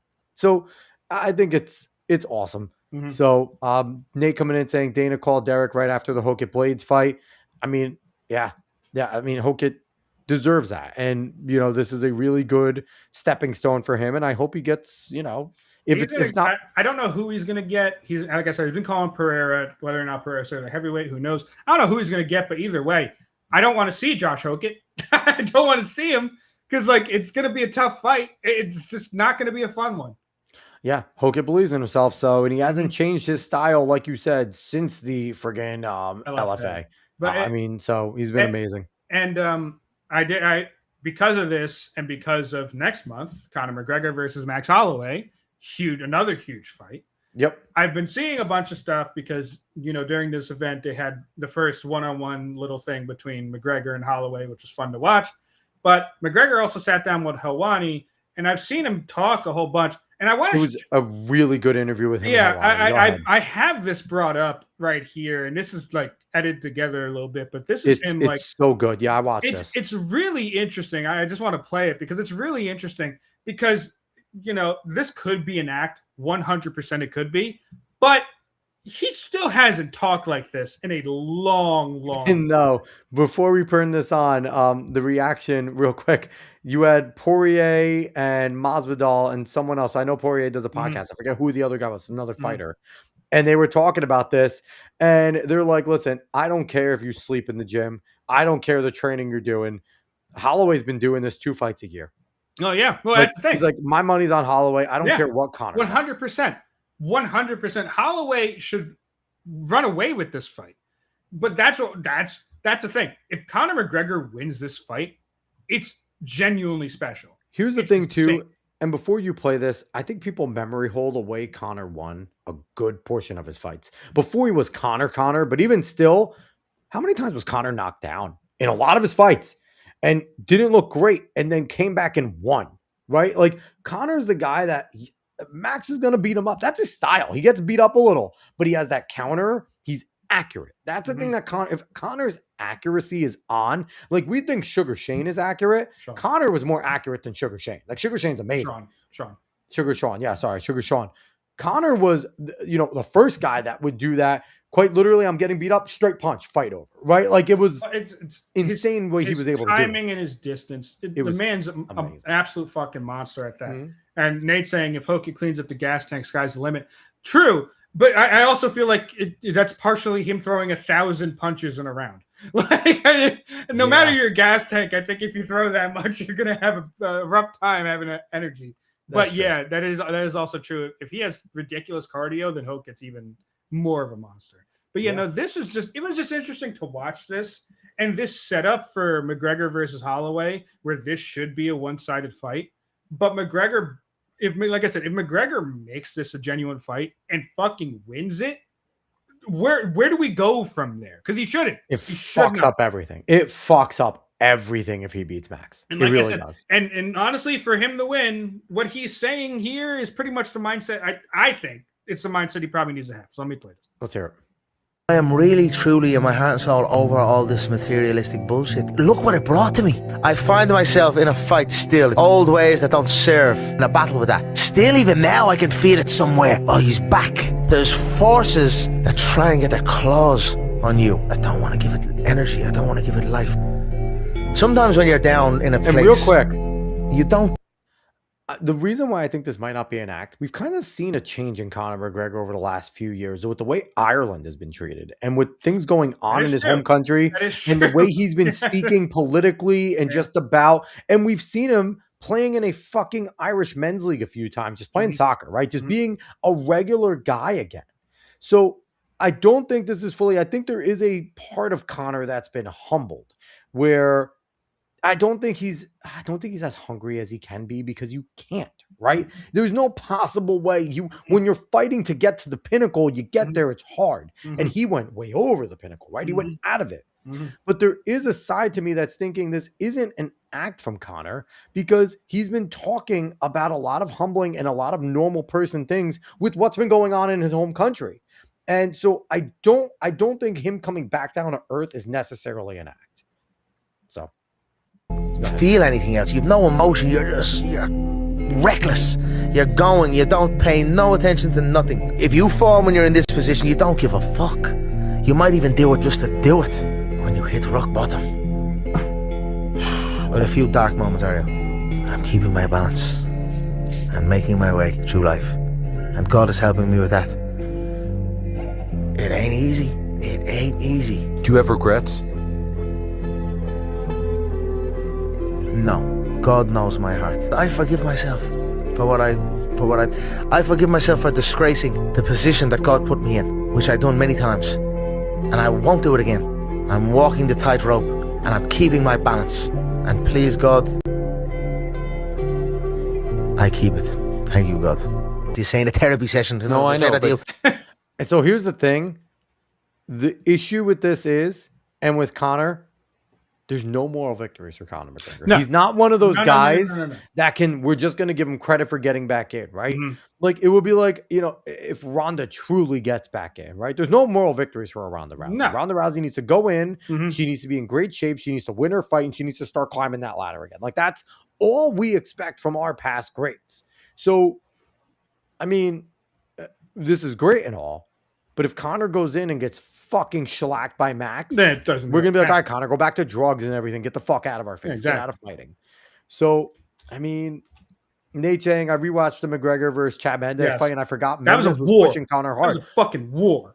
All intents and purposes, Mendes should have beaten Conor. If Conor, I think Mendes was better, but Conor just Conor has knocked him out. Conor has that one strike ability that we haven't seen in that division. But not even that though, because it was just an all-out fucking. It was a war. war. Those two just and McGregor, especially younger, he's Irish. He just eats shots. He's a fucking chin. And then eventually he broke Mendes, and eventually he just TKO'd him. It was awesome. It was a great fight, and it really showed what McGregor is. Chad Mendes helped show what McGregor is. Yep. So Nate coming in saying, even if he beats Max, I don't know if he can hang with guys like Rufi, Oliveira, or Topuria. I don't know either, but it would at least give us a hint in saying he's back as a fighter, right? Like, thing is, it's like, we want to see him being a fighter again. And here's the thing, if he goes 5 rounds with Max and loses by decision, but it was a great fight, again, no real moral victories, but at least we could say, okay, Conor didn't get his fucking ass beat, right? He didn't get KO'd. If he goes the distance and he loses by rounds, then we could look and go, okay, Conor should get another fight, right? Like, let's put him in. Max is a good fighter still. He should get another shot, maybe get him in shape. He actually does have 2 fights. Who is he fighting again? He said in this interview that he has 2 fights. One on his contract next month and another one in April 2027. He said this in this interview. He doesn't know who the second fight's going to be, obviously. But he did say he has 2 fights contractually with the UFC. So the bottom line, if he beats Max, that's insane, right? Because then you're looking at a shot against Olives. Because I think Olives is the next, right? I think you probably, if you're going to climb that ladder, that's probably it really depends, because honestly, it's Conor McGregor. Like, if he beats Max, it's like I said, it's Conor McGregor. They're not going to give a fuck. They'll be like, title shot. Well, here's like, the that's thing. simple. I think he's above Rufi still in terms of if he beats Max. Not in terms of skill, but in terms of cachet. You're not going to have... in terms of selling. In terms of selling. Topuria is not going to be back in time. That's it. It's either Olives or it's fucking Gaethje. So it's like... Gaethje didn't hang him up. Gaethje... And here's the thing. I think Gaethje's going to wait for this fight. I think if Conor wins, Gaethje's probably going to be like, let's do it, man. Maybe. Let this be my last hurrah. Let's go. I don't fucking know. Either way, like I said, I only bring this up because of how ridiculous. Next month is going to be fun either way. But if Conor McGregor beats Max Holloway, that's insane. That's legitimately ridiculous. Which he shouldn't. We know this. That's what I'm saying. He should not beat Max. But there's also that pressure, right? Because Max knows Conor should not beat him, but he also knows that it's Conor McGregor. And you don't lose that one strike ability. You really don't. Yeah. Well, and it's not like Max hasn't been KO'd before. When you're KO'd once, it's easier to get KO'd every single time. So Max has been knocked out. Yeah, there is that factor. It's just going to be a really fucking fun fight against. It should be a really fun fight, and we'll say, like I'll say, it might just be Connor comes out too much ring rust, Max just blows the doors off him. You know what though? We thought that when he was coming out to fight Dustin, if he didn't break his leg, Connor looked good in that second fight. Yeah, in that second fight, Connor looked better than he did against Dustin. Well, technically the third. With the second of the two, the recent ones. Yeah, the second. So the quote unquote the third match, he looked good. If he didn't break his leg, I don't know if he would have beaten Dustin because God, Dustin's a freak. Yeah, but it would have been a good fight. It would have been a good fight. He was gauging. He took a few good hits that he ate. Dustin gave a few of them, and he was fine, right? Yeah, he didn't look phased at all by those. His strikes were looking accurate. His leg kicks were looking good before he fucking broke his leg, right? So we were even talking. I think at that night, I think we were FaceTiming while the fight was going on, and we were saying Connor looks great. Like this looks like old school Connor. Now, again, he wasn't doing the boxing stance they did in the second fight, because in the second fight with Dustin, he was very stagnant. He wasn't. He was still like kind of in his boxing mode, and I'm sorry, like Connor, that's not Connor's wheelhouse, especially against Dustin. When Dustin's been more of a boxer in MMA than he has in anything else, and that's Dustin's wheelhouse, man. Connor's a martial artist. He takes that wide martial arts stance. That's always been the way he's at his best, is when he takes that wide martial arts stance. So we'll see. Listen, you can't not root for Conor McGregor. Like you have to root, like, and it's two likable guys. I just want it to be a fun fight. Everyone likes Conor. I just wanted it to be a really fun fight. And Max is a dog. That's what you root for, Max. He's a dog. So it's like whoever wins, I'm gonna be happy. I just hope Conor doesn't go out and get embarrassed. That's it. Yeah. All right. So we're an hour and 20 in, Dave. Yeah, we're pretty far in. So let's do you want to do we'll do some World Cup stuff. Yeah. I have the standings up right now. So let's talk about this, Dave. So we haven't gone through every single game yet. No. We're not done. I think Thursday the last groups go. So Dave, have you watched a good amount of the games yet? I've tried to catch a decent amount. I've definitely missed a good amount, but I've tried to catch some when I can. So for me, the biggest surprise of this tournament is how good the Middle Eastern countries are playing. They have been fantastic. I don't know how necessary. Some of them, I don't know how necessarily surprising it is, because, like, you know, we've seen them in like the past games that they've played, and they haven't looked like, you know, squash teams. Morocco is obviously one of the top teams in the world. They're playing really good, but Morocco is France too. So it's like there's a reason why Morocco's good. But still, kudos to them. But Saudi Arabia is surprising, because I did look it up. Every single player on Saudi Arabia was born and raised in Saudi Arabia. Kudos to them, man. Like, that is fucking awesome. And they tied Spain at a rough time. Spain. Spain tied with Cabo Verde. They tied Uruguay, which was disappointing for Uruguay, right? Because Spain ties Cape Verde. I won't call him Cabo. Stop with these fucking stupid names. Cape Verde. I hate and people are saying Turkey. It's Turkey, motherfuckers. Shut up. Anyway, it's like people say Jaguar, you assholes. Anyway, that whole group right there, Group H, is a clusterfuck now, right? Because in reality, Uruguay and Spain should be in control. We should be looking at those two to win it. Historically. Right now, it's wide open, but scroll back up, Dave. Let's go talk about Mexico. Mexico got it done. Mexico didn't look good getting it done, okay? No. They look like shit, and they didn't look good doing it. Now, South Korea is a fun little team. They are a fun little team. I don't expect South Africa to move on. Czechia is a team that can go when it comes to, you know, trying to get into that expanded shit in third place. They're a team to watch. They need to get that goal difference better, but they're probably going to beat South Africa. So we'll see.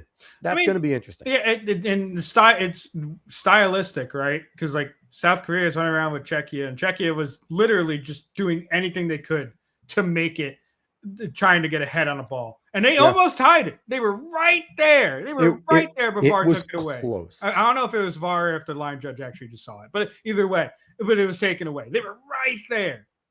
So now we slide into Group B. The biggest disappointment is Canada tying with Bosnia and Herzegovina.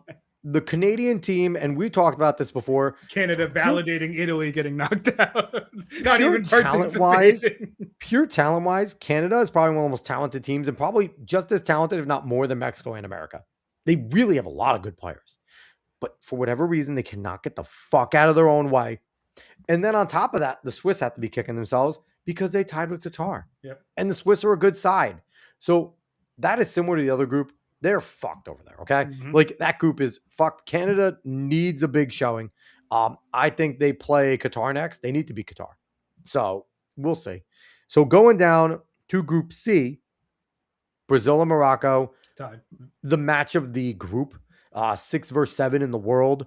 It was awesome. It was a really good game. Both sides showed their class. Morocco played really well. Brazil played really well. And it was a back and forth game. I really enjoyed that game. And then look at the fucking Scots, man. The Scots made it in on a play-in. They end up beating Haiti. And I don't know, Dave, did you watch that game? No, I actually didn't. The commentary needs to shut the fuck up sometimes because all game long and even towards the end, they were just talking about how much Haiti was the better side. Haiti was the better side. They played an inspiring game. Everyone, Thierry Henry, Ibrahimovic, they all need to shut the fuck up, okay? Because you know what? They conceded the goal to Scotland. Scotland did enough, right? Are the Scots going to move on? Probably not, okay? I think they're going to only get 2 from that group. You're in a good position, though. Like, you set get yourself a up well. win, you're in a good position. Because now, functionally, if you just tie, then you can move on. You're pretty much in. Like, and with the expanded 32, yeah. But so that bothered me that everyone was like, Haiti. Scotland did what they needed to do. That's a playing team. They get the goal and then they hold on for dear fucking life. I don't care. It's sports. Yep. You just need to be better that day. Period. So you do what you got to do. You do what you got to do sometimes, especially when you're not the side that's supposed to win. So Scotland was surprising. So now we go on to Group D, Group America. America looks so fucking good against Panama. They did what they needed to do. 4 goals, perfect. Like they did what they needed to do because like you have to. And remember, I said the Pulisic goal was a little mean, but like you said, you have to do this. You mean Gio Reyna? Oh yeah, the Reyna. Sorry, the Reyna goal. The Reyna goal was nasty. It was an outside fucking foot hooking into the top corner. It was a nasty goal. Yeah. But here's the thing too. Everyone gets so caught up on Christian Pulisic, and Christian Pulisic's great. Christian Pulisic can play the way he's playing now because he actually has someone in the middle that can finish. Flo Balogun is, Dave, I've gushed about this guy before. When he came over, when he agreed to play for us, remember I was talking, and even Matt was like, this guy's legit. He's a good finisher. He is showing we have not had a world-class finisher at his level ever. I'm going to put that out. Not McBride, not Altidore, not Dempsey, not Donovan, none of them. Because this guy, you put the ball on his foot in front of the net, he's going to put it in, period. And he did it 3 times. The one was offside. So, yeah. And Pulisic, I've said for years, the ball at his feet at the 18, he's calm. He makes plays, and we saw he was splitting defenders, everything. Right now, he doesn't have the pressure to then go to goal. Yeah. Where before, without Balogun being in the middle, you had Aronson, you had Sargent, you had guys that weren't a consistent Breck Shea. They weren't consistent finishers. Yeah, now he can just play it in. Now He's happy to play it in. Yeah. He's happy to play it in. Because also, you always have Weston McKennie trailing. And now it takes pressure off Weston to go score a ton, right? Like all these guys that weren't world-class finishers. Balogun's a world-class finisher. And that changes everything for the United States. The defense looked good. I thought defense looked good. They had one hiccup which they need to clean up. Tim Ream needs to be better back there. Richards needs to be better back there. But they looked really good. And now they're going to face off against Australia, who looked good against Turkey, beat up on Turkey. And the Australians think they're a good side. And they are a good side. This is for the group. Whoever wins between the United States and Australia on Friday takes the group. A tie works for both. But you want to see one side win. I want the win. I want to win. And you got to remember, Dave, I want to feel good going out of this group. I looked at the rankings before this for all the teams. America dropped down to 22nd in the FIFA rankings. They were up before the friendly started. They were up at like 13, 15. Australia's ahead of them. I think Australia's like 19 or 18. Yeah. This is a big deal. With the way the United States just played, they probably shot up, right? But I think they felt a little slighted because by far America, this is the most talented team I've ever seen them put together. Basically, all their big players play not just internationally, but on real clubs Yes. and play real minutes. Yes. Like Pulisic is an actual force in Juventus, and he was really good over at he was not Chelsea, right? Where was he? In the English. I can't remember. He was a player in the EPL, right? Weston McKennie legitimately plays in Germany. Like these players are legit on big clubs, so I'm excited for that. Paraguay got a rough draw. They're actually a pretty good side. The United States only beat them 2-1 2 months in March. So it's like they had a rough draw. They had a bad game. That goal differential is going to fuck them. They need to go crazy against Turkey if they want to have a chance of getting in third. Yeah. So, all right, let's go to Group E. Germany was really mean to Curacao. Curacao is the first time ever getting in. Germany put 7 up on them. And Germany needed to make a statement because this German team has not been as good as they used to be. And then Ecuador deserves to lose everything because they're fucking idiots. Awful. And awful. They should have beaten Ivory Coast by 4 goals. They were better in Ivory Coast. This is the Haiti Scotland thing. Ivory Coast scores in the 86th. And Ecuador can't get shit unless Enter Valencia is scoring. And Enter Valencia is like 70 now. Okay. And Enter Valencia, they didn't find his touches. It was awful. They didn't find many touches for Valencia when he was in. Valencia played 60 minutes. Ecuador deserves to lose. I hope Curacao beats them by 6 goals. I hope Germany beats them by 23. And we're Ecuadorian. Dave, what have I said about the Ecuadorian team? They're the most athletic team in the tournament, but they're fucking stupid. Their tactics are dumb. They just don't. They're just idiots. That's all I got to say about Ecuador. You watch that game. It was so fucking it was bad. It was bad. I was happy that fights were on. It was so disappointing to watch. And it's like, and Ivory Coast isn't a bad side, but Ivory Coast is generally a pretty good side, but Ecuador is a better team. They make it. And Ecuador, what they just did in the Cotton Ball and all that, they beat Uruguay. They beat Argentina. Like they were the best South American team coming out of there. Don't fucking get me started, man. Like they drive me crazy. They drive me crazy. Ecuador. And here's the thing. What's funny is I remember back in the day, my dad used to say the same thing. Dad used to say the same thing. He'd be like, Ecuador is always going to let us down. That's what they do. Yep. You could change their government to a better government. You can't change your players to a fucking better setting. Anyway, but good on Ivory Coast. Look, I've always liked the Ivory Coast as a team, just because of FIFA. Honestly, just because of FIFA. But yeah. I have nothing against them. They've always been the team that makes it in, and then is usually right there. Right? They don't go past. They don't get into the knockouts. Then if they do, they get knocked out. But it's like, listen, Ecuador needs to beat Curacao. They need to, and then they need to salvage a draw against Germany somehow because they're not going to beat them. Yeah. And then maybe squeak in as the third team in the round of 32. But if they do, they're going to be one of the lower dangerous teams. Yeah, they're going to be an annoying draw. They're going to be an annoying draw. They're going to be they're going to be the team the United States fucking draws. Probably. Yes, probably. All right, let's keep rolling here. Group F, the Swedes did what they had to. Yeah. Let's see who the Swedes play. Tunisia. Yep, and they should beat them. Yeah. And then you have Netherlands and Japan. Japan with an equalizer late. Dude.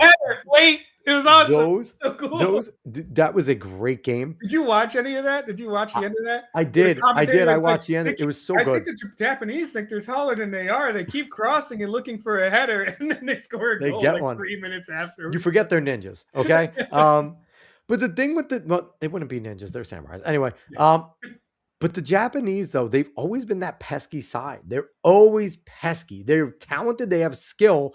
But, yeah, they get pushed around a little because a lot of times they're undersized. But, man, that was an awesome game. It's funny. I still think both sides can beat Sweden. I think Japan and Netherlands can both beat Sweden. Well, yeah, that group is interesting because there's a lot can happen in that group.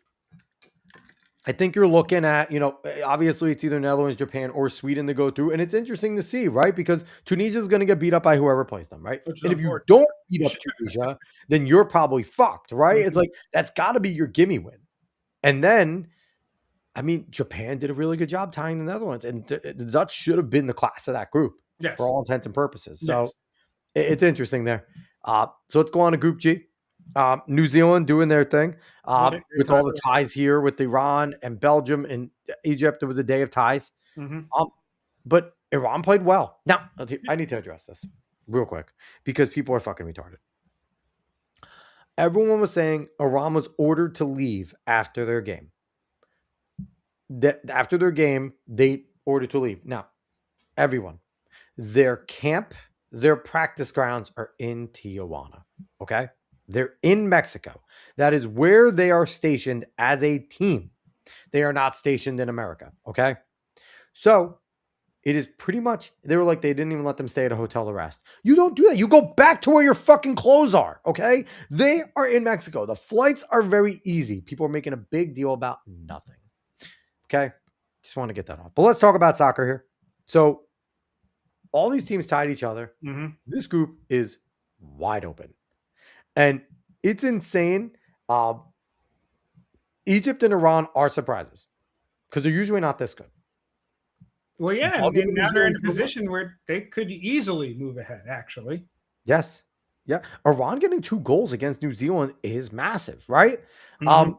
I didn't expect that. Now, I am annoyed that they're using the People's Republic of Iran's flag here and that they use it when there was a ton of people that had the original Iran flag there Mhm. over there, which was great. Mhm. But I mean, I have no prediction for this group anymore. No. I would have told you Belgium and New Zealand with Yeah. Iran and Egypt being scrappy. Yeah. But first game's important. So we'll see who comes out of that. And then you also look at Group H. We talked about it a Group little H is bit. also hell for no reason. For no reason, it's hell. So here's the thing. Saudi Arabia is not surprising. It's a good side, right? They're not, people knew that they were talented. Didn't think they were fucking Uruguay talented, but good, scrappy. Cape Verde has no fucking reason. Spain, real letdown for Spain, man. Real To not letdown. get a goal, 0-0. Yep. Like it wasn't even That's like they bad. scored. That's a really bad start. I mean, even if they get in, what are they going to do against some of the powerhouses? Now, maybe they get going. Maybe And get they going, could get going, but the thing is, and it's all tied up right now. But so crazy. With that start, trying to get into form, where are you going to land if you do move ahead? Because you want to get the top of the group, so you get a good draw. If you don't get that good draw, then you're going to be in a rough patch into knockout stages in the actual tournament. What's crazy is we're looking at a situation where if Spain and Uruguay tie, one of those teams could be left out, if not both. Just a possibility of it. It's a possibility. With the whole third place goal differential thing, I'm like, they might be like maybe last minute kind of lower neither draws. of them are scoring goals. All right, well, that's true. That's true. They're not even scoring. Iran has a better chance. They put up 2.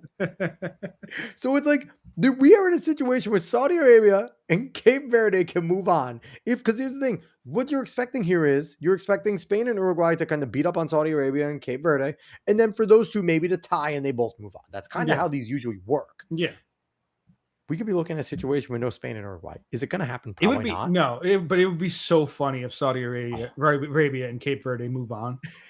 It'd be so funny if they're the 1 and 2 somehow. And if you're making that shuffle for the fucking round of 32, it's like they're not third place qualifiers. We have to give them some respect. Yeah. Like, fuck, man, that would be hilarious. All right.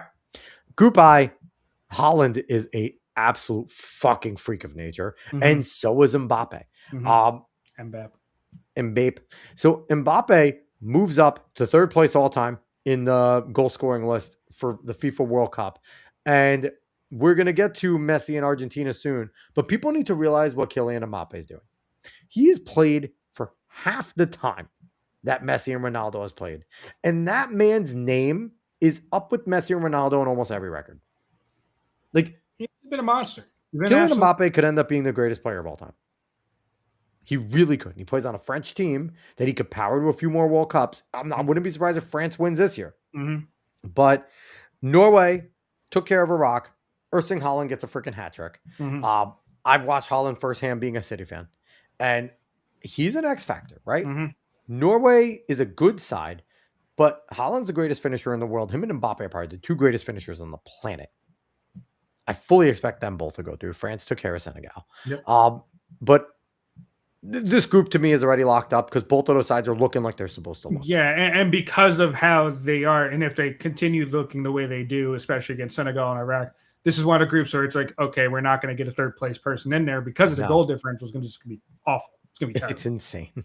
So we're going to move on. Let's go to Group J, Argentina, Austria, Jordan, Algeria. Now, David, our good friend and friend of the show, Matt Santos, was incredibly unhappy during the Argentina-Algeria game where Lionel Messi gets a hat trick. Now, I will say this. I agree with Matt. 2 of those goals were gimmies. There's no reason Zidane should not have blocked that top corner left, kick, and then that lower one to the bottom right. There was some skill involved? Sure. God, Zidane needs to block those. He got 2 hands on the fucking one in the top. The rebound, that's a little more tricky. The rebound, that's a legit goal, okay? The rebound's what it is. That was a tough go. That's the hardest part for a goalie is playing those rebounds. Those fucking open free kicks, those are gimmies. But Messi goes in. He's tied with Klose for the most goals of all time. He's going to get the record. But Mbappe might pass him. So there might be a thing where Messi gets it for a moment and Mbappe resets it. So we'll see. And then the next game over there, Austria versus Jordan. Austria took care of Jordan. Jordan not look very good. And this place it's going scratch right now. The way we think Austria and Argentina should go through. Mm-hmm. Algeria might have something to say because Algeria is pretty good. Mm-hmm. They're actually better than what they showed against Argentina, but we'll see. Okay, and then we go into Group K. K and L. There's so many fucking groups this year. I hate it. Group K and L. We have Colombia taking care of Uzbekistan. Surprisingly, only 1-0. The Colombian side is a better side than that. The Uzbeks, I believe it's going on right now, isn't it? yeah, it's 1-0 right now. They just got through the half. Yeah. The Uzbeks are playing well, but we'll see if the Colombians take advantage and win. Mm-hmm. And then more to the demise of our good friend Matt Santos, is a massive Ronaldo fan. Rough go. They tie one of the worst teams in the tournament. Okay, Congo's not good. Congo's not a good team. Scrappy, fast, athletic, they all are, right? All the players here are. Portugal looked like hot garbage. And the person that scored the goal wasn't even Ronaldo. So Messi, Mbappe, 83, Ronaldo, -5. That's where we're sitting right now. But God, Portugal. This is so when I looked up some things on Twitter for this, this is one of the videos I saw. Why is Portugal playing so badly after being the favorites to win the World Cup? A tribe in Congo right now. And this could have been just what happened, and it's a one-off. They just got hit. Congo just ties everybody. Yeah. But maybe we miss that. That is, it's crazy. So that's going to be a weird group. I expect Colombia to finish off taking care of Uzbekistan. But man, what the fuck's Portugal doing? That's all I got to say. And then going over in L, England got the win over Croatia. People are assuming, and as am I, that Croatia will get it together, beat Panama and Ghana, and it will be England and Croatia going through. Those are not fun teams to face. This might be the group of death, to be quite honest. Yeah. Because Ghana's scrappy, they're good. Panama's scrappy, they're good. Typically a good team, a team that could get out of group stages. Panama's a team that can get out of group stages. And it showed because that game was only 1-0. Mm-hmm. Ghana beating Panama. It was a close game. So this group sucks. Okay, this is the hardest group. Is it coming home? I don't know. Is it coming home? Is England going to do it? I don't know. The English, they've been bitching and whining the whole fucking time they got in here. So, and apparently there's a whole entire thing where if the way everything's been playing keeps playing out, on July 4th, United States and England could meet in a knockout. That would be so much fun. And if America beats England in a knockout on the 4th of July, we took care of Canada in hockey. See what they should do. If that is a possibility, Trump should build a fucking soccer arena as quick as he can on the lawn. And just have them play at the White House. Fucking drain the reflecting pool and turn that into a fucking soccer spot. So they can have the fucking Washington Memorial right behind them as they play. But there's a possibility that they play on the 4th of July. So that is incredibly exciting. Yeah. So overall, it's been a fun start. There's been some surprises. Mm-hmm. It's not just going scratch, which is great. And like I said, it shouldn't be a surprise as well as the Middle Eastern teams are playing, but I am because they are typically not soccer powers. Yeah. There's usually South America and Europe, and then Mhm. the Asians will be scrappy at times, right? The Mhm. Chinese, the Japanese, the Koreans, they have good sides. They play good games. This is surprising. Morocco doing it again, right? Morocco did it 4 years ago, but can you do it again? Yep. And they looked every bit as good, if not better, than they did 4 years ago when they made the semis. Mhm. So Morocco is See that expecting goal to play Vinny well. scored on that in that game, by the way? Yeah, That was disgusting. gross. That I was at disgusting. Buffalo Wild Wings watching it. I didn't see like the whole game, but I did see that goal. I was like, oh my, oh my goodness.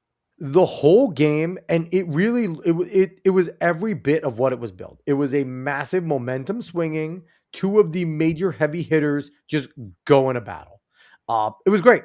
It was great, and it's what you expect when the two heavy hitters come together. And I was excited to watch it. I'm happy they tied. I didn't want there to be a loser. I was actually happy they tied that one, but that's awesome. So Nate coming in saying, the really good soccer capper, John Amir, works for CBS. He came on a sports show I watch, and someone asked why he was calling Turkey that way. CBS gives them a pronunciation book, and it's a new thing, but it's fucking Turkey, so I don't care. Turkey A doesn't exist. It is Turkey. I don't care if they tell them to pronounce it that way. That's like when people say Qatar instead of Qatar, or Kiev instead of Kiev. Eat a dick. That is what it's called, okay? I'm American. I pronounce things the way I want to pronounce them and the way they've been pronounced forever. So, no, it's Turkey. Turkey A isn't a place. Turkey A and Palestine have a lot in common. Anyway, Nate also coming in saying Italian soccer is the drizzling shits. I mean, since they turned their back on Balotelli, it's been over. It's unfortunate. They're back. Also, I just want to say I found this on Twitter, and I'm a little bit afraid of Congo now. This Congo supporter who poses like a statue and doesn't move for the whole 90 minutes will be at the World Cup game against Portugal. I don't think he was actually there, but if he's there for like other games, I'm a little afraid of Congo. Wait, that's a person? Yeah, apparently. I just want to start like stabbing him with pins and see if he's actually dedicated to the cause. Like, not anything that'll kill him, but like start poking him. Like that, there's something going on with Congo. They might advance. They might advance. Congo, you know what? That guy shows up to every game. Congo wins. That's not a creepiness factor. Get the fuck out of here with that. That's the type of shit you have to keep out of the stadium. I'm sorry. Like, that dude comes in, he stands as a statue. Sir, I have to ask you to leave. You're an inanimate object. We don't sell tickets to inanimate objects. Get the fuck out of here. See, that would be off-putting if someone could pull that off at basketball games under the free throw line. Like, instead of Mr. Whammy doing the whammy, someone just stands there the whole time as a fucking statue. Imagine trying to shoot a free throw and just looking at a porcelain doll. Like, that would be fucking terrifying. That's basically what you were looking at. So it looks like he greases himself up a little too to look like a statue. It's crazy. It's pretty cool. I'm not gonna lie. It's off-putting. That is very off-putting. I don't like it. I don't like it one bit. Get that the fuck off my screen. Get that out of here. I do not like that. Do not like it, Sam. I am. All right. So do you want to do quick hit on JD Vance before we get out of here? We're not at 2 hours yet. Oh, I don't have. How did I not have that pulled up? Hold on. You piece of shit. So I know what happened. I know what happened. David is currently trying to do good things, and he's failing at them. This is not. Why did they? This is not. David is the producer. David's the producer, everybody. The whole search bar fucked me. Well, I mean, X does do that. X, honestly, I feel like Elon grabbed a hold of it, bought it, and then was like, my work's done here, and fucked off, and didn't care about any of the other features. But which ones do you care about? Because I didn't watch one of these. Let's watch a few. I don't give a shit. Pick one. That's it's clucking hens against Vance either way. I'll watch this. So I will say real quick, I hate that Vance wears eyeshadow. Can he stop? He looks like a lost member of like fucking Panic at the Disco. Like, can we get this out of here? Like, he's a scene kid. The whole JD Advanced meme where he looks terrifying. He needs to transform into that. That's the thing. But he just looks like a scene kid. Like, I want him to come out with like tight jeans and his hair like over his face and shit like that. Like the eyeshadow, I will make fun of him for that. He deserves to be made fun of for that. All right, let's go with this one. I don't even know what the First fuck of all, it's been well covered that I was a critic of Donald Trump back in 2015 and 2016. Now, obviously, I'm sitting here as the Vice President of the United States in the Trump administration. Well, Yeah, what Joy, happened? a little humility, actually. I think that when you make predictions, Here's the thing. and those predictions turn out with JD, he's so much more of a politician. Like, he handles The View very well. Where there's sometimes I wouldn't have been able to handle it. Trump would have been like, you're an idiot. Like, like JD handles it with so much more class, which I don't know if we need that in 2028. Like, things like this are great, but he might be playing his way out of it sometimes. Yeah, He's I don't too know. nice in hostile territory. All right. To be fair, there's a lot of times that Trump's very nice in hostile territory, but obviously there's other times where he's just like, fuck you, I'm walking. It depends on what's being done, right? Like, if you're pushing and pushing and pushing, like he got up and he was like, I gave you an hour. I'm fucking out of here. Like, so let's keep seeing what Eyeshadow Vance has to say. to be false, you got to ask yourself, well, what made me wrong about that? What did I not understand or not appreciate? For example, I said that Donald Trump's economic policies would not lead to wage growth. They did in the first term. That was actually a major, major thing. I said that we couldn't bring back any of those factory jobs because I kind of had given into this idea that those jobs were disappearing. But actually, Donald Trump, you saw a manufacturing boom during that administration. So there's a certain point. Let me just. So there's a certain point where you say, you know, I made predictions about this. I ended up being wrong. Yeah. And in politics and anything, I think it's important to just say, you know what? I got some things wrong, and I was wrong about him. He was, first of all. Here's the thing. That was a great answer. And I am surprised. Like the one thing that you'll see throughout this, outside of Anna Navarro, because she sucks ass, for the most part, they were pretty good about letting him speak. Like, obviously in the normal flow of conversation, sometimes you want to get a point in, you kind of like jump in, but it was more of a normal flow thing and not like an attack vector thing. They were more cordial.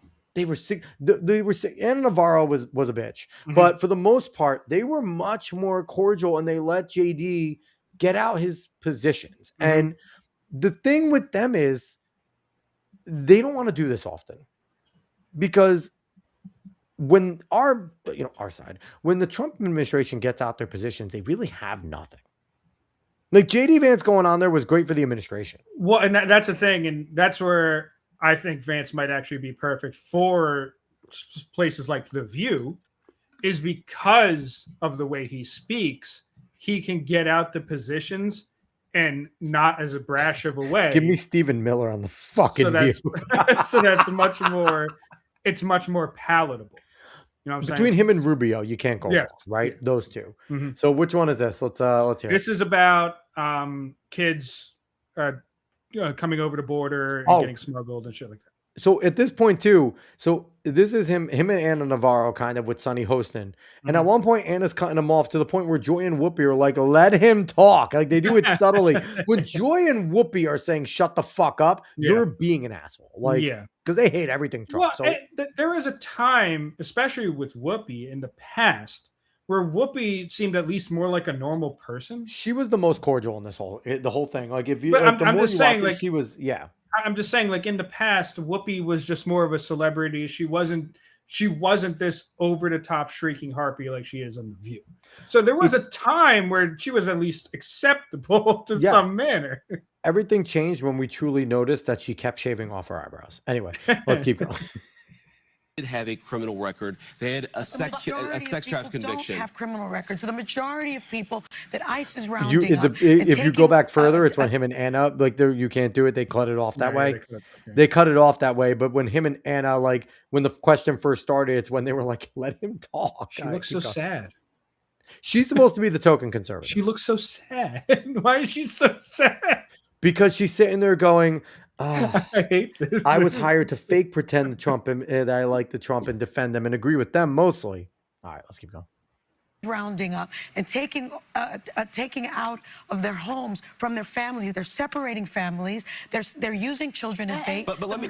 So real quick, there's a missed opportunity here because Sony Hostin used that stupid fucking line again. We're separating families. Mhm. Where JD Vance should have turned around and look at her and go, we do that all the time in America. Mhm. Stop with that. Like, Mhm. you guys need to stop, because we do that all the time to American citizens. When they commit a crime and they are unsafe to be in society, we remove them from their family and society at large. Mhm. Like, that's all you need to say. He doesn't do that here, but I feel like you could cordially say, like, guys, you got to stop with that. Yeah. Because you guys know as well as anybody else what the American law calls for when a crime happens. Yeah. But anyway, he does have a good answer here, so let's keep going. Let me just say this. Okay. So you talk about the children. Here's what I'd say. Do we know that during the last administration, we had tens of thousands of children who were sex trafficked by the cartels, who were brought into our country in profoundly dangerous and predatory conditions? Let's talk about this administration. But here's the point. Unless you enforce the border, you invite that kind of conduct. You think that our immigration policies are inhumane based on the reporting of one person with a political bias. What I'm telling you is that it's inhumane to allow cartels to sex traffic people across our border. And by the way, Please hold on. I appreciate that. We're Hold gonna get on. you back, Anna. We're coming back with more with the vice You president. see, even like they're all just like, Anna, shut the fuck up. And that was good, because like he's still playful. Like he's not coming in there. He's not this aggressive, angry guy and all that. He opens up the whole thing like as they go in. He goes, so I assume I'm amongst a bunch of MAGA Republicans here and in the audience, and they all start laughing. Like, It's good. That's good. It humanizes him. It humanizes him. It humanizes the administration. And it's one thing that a lot of the people that are politically against the Trump administration don't want to happen. In fact, that was something they complained about when Trump first ran in 2016, when he went on Jimmy Fallon, and Fallon messed with his hair. And they were very angry at Jimmy Fallon, saying they humanized Donald Trump. I remember that specifically, actually. That's the thing too. That's why they hate the UFC, because it humanizes him. So, did you see? It was posted in our group. The Knicks are going to the White House. Yeah, that's insane. I get, because Dolan's friends with them, but I'm Apparently curious. Mr. Robinson's a Trump fan. But I'm also curious how many of the players are going to actually go, because the players can opt out themselves. Oh, yeah. You know what I mean? But all right, let's keep going. Who used to work and be my colleague that have tried to find evidence of that. There is no evidence that Maduro was releasing people from insane asylums or jails like Fidel Castro did do. This was made up, and we just can't, accept it without pushing back. Anna, we know that there were people who were released from prisons who were encouraged to come into the United States. It wasn't like it wasn't a Mariel, Mr. Vice President. It wasn't where it was like a purposeful release, open up the jails, open up the insane asylums, and let people flood Florida. I've been through that in Miami. If you go, it may not have been like Mariel, but if you go back to the caravans that were happening in 22, 23, we know that those things were funded. They were in. I love that he brought that back up. I love, because people we're memory hold that even during 2016, 2017, 2018, they were sending 2,000 to 4,000 people caravans flooding the border. And then when Biden, it like ballooned to almost 10K each. They were doing this intentionally. Now the caravans have shut down because the border shut down, right? But there were NGOs, leftist NGOs, funding caravans and missions for people to come over by the thousands. I love that he brought that back up, because that's been memory hold so much. Some ways supported by the government. So I don't know how you define support or not support, but if people are encouraged to come into our country after having spent time in prison by their own governments, I think. Who used to work and. Yeah, and the thing is, what's funny too is Anna Navarro was supposed to be a Republican. She was a Republican pundit many moons ago. Yeah, I forgot about that. Oh yeah, she's basically a neocon, and she's just become a giant retard TDS person. Like, that's all she is. All right, let's see what JD has to say. Joy Here. has the next question. Okay, so in the book, Mr. Vice President, you make a mea culpa of sorts for calling Democrats childless cat ladies. Oh man, my most boneheaded comment. You say that in the book, that it was boneheaded. His truest comment, actually. You have to see it. He's funny here. Which it was. Thank you. What were you thinking when you said that? So Joy said when we were off air that I'm fine, which I think is about the best endorsement that I'm going to get out of Joy Behar for a Republican. Thank you. I appreciate that. Graded on a curve here at The View. But, I guess one of the things that I try to do, and I'm always, all of us are always learning You said you were a lapsed Catholic. I'm a bad Catholic. I think all of us, that's why we need grace as Christians, is because we recognize that there are certain things we got to work on. Right. But here's what I'd say about that. So did that comment actually shed light on something and start a discussion, or did it just close people down? And when I make a comment that just closes people down, instead of trying to appreciate the point that I make, that's a mistake, right? And that's on me to do better. Okay, Because can I let me ask just, you a the point that follow-up. I'd So like to real say quick on with that, Joy, that, is God, I hate that he was political there. He should have just turned around and been like, I'm right. I was right. Even if you're a guy and you're a Democrat, you're a fucking faggot and you are a cat lady. Like, I'm not wrong. But again, here he is playing nice, right? And the thing is, though, what he's good at is he disarms them, because when That's they're what I'm trying to saying. get claws out, they can't be claws out with him because he's charming. JD Vance is a charming guy. So let's keep going.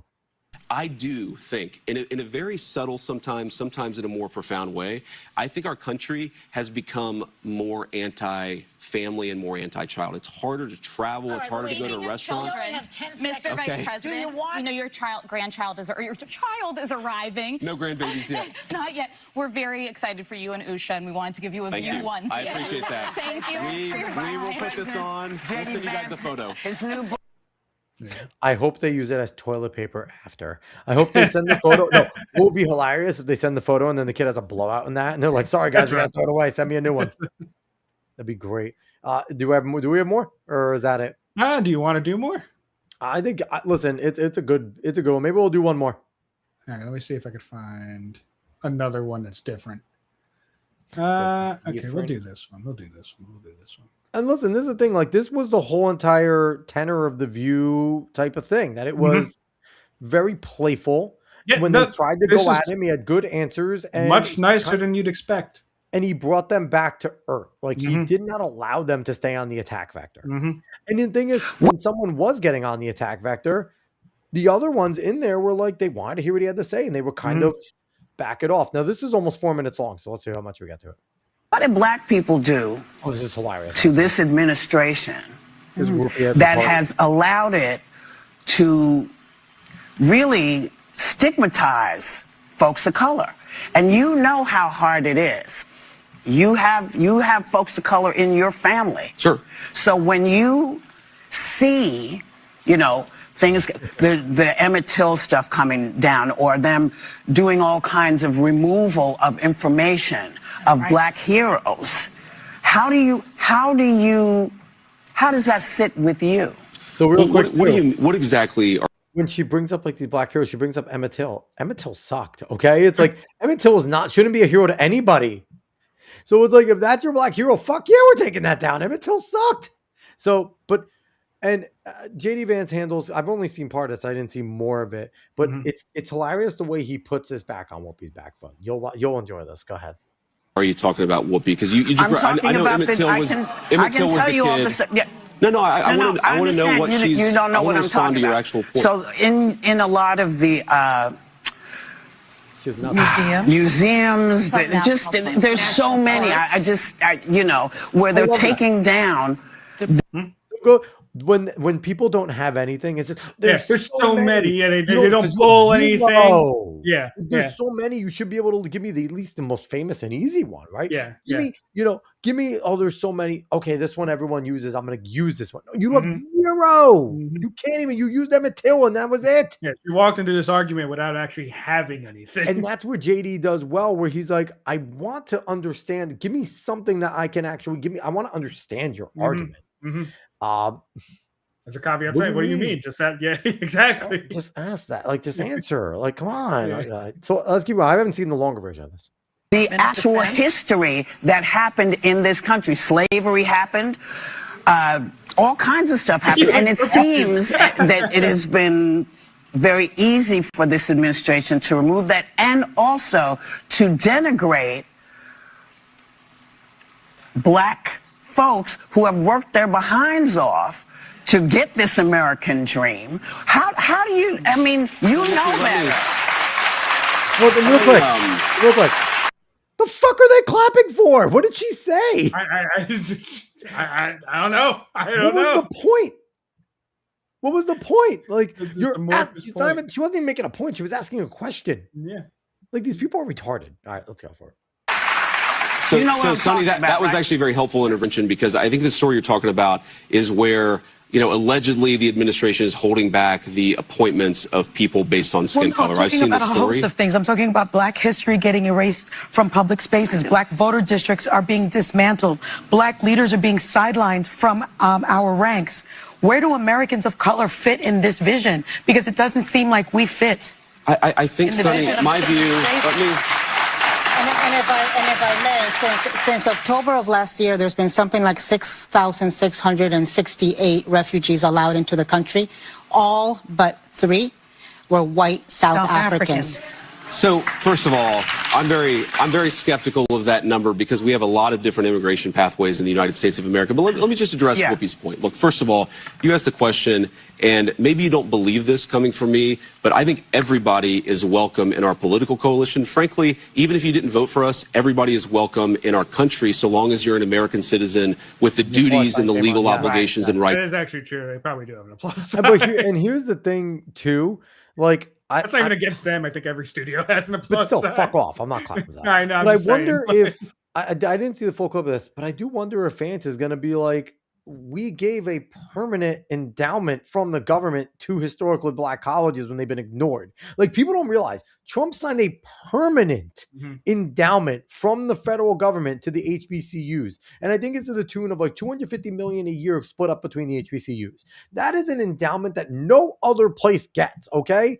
And also, like, they attempted opportunity zones. They redid the crime bills and how they do them. Weed is not a fucking jailable offense anymore. It's like, you want to talk about things, and again, we shouldn't be talking about weed for the Black community. The fact that it's always brought up as a Black stat says something about what the fuck we put the leadership has turned the Black community into. But it's like, I wonder if he brings it up. So like I said, I haven't seen all this, so let's see what Vance has to say. To be here, but let me just give you an example of this. Yeah. Okay, so you say that we're anti-minority or No, anti-Black. I didn't say that. I asked. See? Well, okay, fine. Fair. Don't start any stuff with All right, me, okay, man. Don't all right. get me in trouble. Don't start no stuff with me. But I misinterpreted your question, That's but all right. let me answer your actual question there. What I'm saying, I think, okay, look at Washington, D.C. One of the most democratic and one of the blackest, by a share of population, blackest cities in the United States of America, has seen a radical decrease in violent crimes and sexual assaults and in murders. We have tried to take the crime issue seriously, in part because we believe everybody, whether you're Black or white or rich or poor, deserves to live in a safe neighborhood. why does the crime? Where does the crime step in? This is not about crime. This is Black women about lost their jobs. rights. This is about Sonny, human rights. what you're saying is Black we got to do history's more on the economy. And Black history has been Sonny, erased from public Black spaces. history is not That erased is from true. public You guys, spaces. we do have to get to Iran when we get back. Yeah, There's some but very I do like important that where things. he's just like, no, that's Yeah, not. that's not What he right. should say is, well, what he should have said though there too, and again, he's thinking on his feet. He should have turned around to Sonny and been like, "You mean the 1619 Project, which is one of the most racist pieces of things Well, ever no, to it's put just in." like, well, what do you mean? Give me an example. It's the same thing like I said. Like, I need an example. And they I can't, can't give it. Exactly. I can't And you can get out of answer this for clip something. because I think they're just going a commercial or whatever. Well, here. yeah, I mean, for, We celebrate Black history. We celebrate all American history in this administration. can I You ask you guys about a might be specific skeptical piece of of this, Black but I history? promise you it's I true. have to go to break. Anna, God, please, we have more with I'm Vice. so mad at her son. That's pretty funny. I'm not gonna lie. Anna's But yeah. retarded. Anna is a like, shut the fuck up. Oh my god. Oh, and there's at one point too, like Saying the statue guy again. Anna was saying stuff, and Vance, like obviously I could see he's like, oh, I see we only have 30 seconds. I want to get to it. Maybe I'll get to it. And she goes, "You're the vice president. We can go over for you." And it's like, shut the fuck up. Like, you suck. So overall, I thought Vance handled himself well there. I thought, like, obviously from us sitting here on our ivory towers, we can nitpick about what he should have said, but I thought overall he was pretty quick on his feet. No, like you said, he disengaged, he disarmed them. He made them accept that he was there in the first place. He basically made them accept his arguments in some manner. Oh, he At did a least lot. give him the airtime. He was able to get his points across. And that's more than you could really ask for. It wasn't adversarial, and it got people to listen to what he wanted to say. So Yep, that's a win overall. and that's all you need, right? Mhm. That's all you need. And you know, and again, in the end, he should have turned around. And when they're like, "I'm focusing on history," he should have been like, "Because we're not erasing Black history, so I can't answer your question. Like, Mhm. your question has a false premise, so we Mhm. can't even engage." Mhm. But no, I thought he did well. So just to wrap it up with the bow, we were going to read the Iran deal Mhm. and what it is. I don't know if you want to do that because we're already 2:10, Yeah, it's pretty long. and there's a lot to go through there. Pretty long. Dave, did you read the deal? No, I did not, unfortunately. You did not? Okay, so I read all 10 points. Uh-huh. From what I understand, this is a missive of understanding or something like that. So it's not an actual permanent deal. Mhm. It is basically, we are going to extend our conversation for 60 days. But Mhm. before we do that, when we sign this on the 19th, the Straits of Hormuz open up immediately. Mhm. We remove our naval blockade. You don't have any nukes. You know, you've said we're not doing it. That is our agreement. Mhm. People are making a big deal about the fact that we are apparently giving them $300 billion. Now, I dug into that a little bit. And United States, our taxpayer money is not going to Iran. This is not like the Obama deal.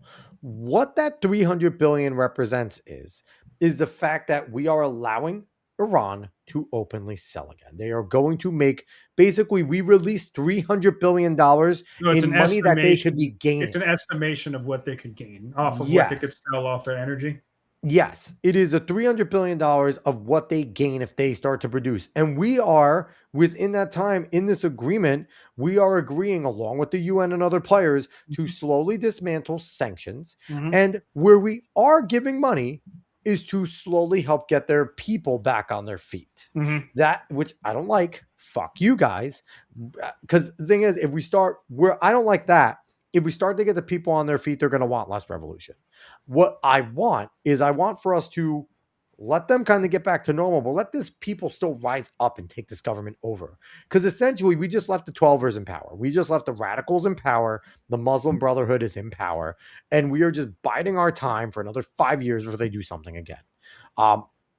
This is a midterm win. Now, granted, I think Trump is banking on signing this deal on the 19th, getting a quote unquote final deal within these 60 days, or pushing it back because they said they could push it back.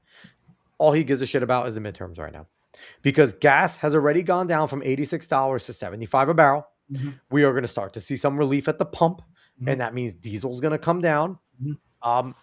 And I truly think that he is banking on being able to stall around long enough to get through the midterms, and then they're going to fuck up, and he's going to be like, well, sorry.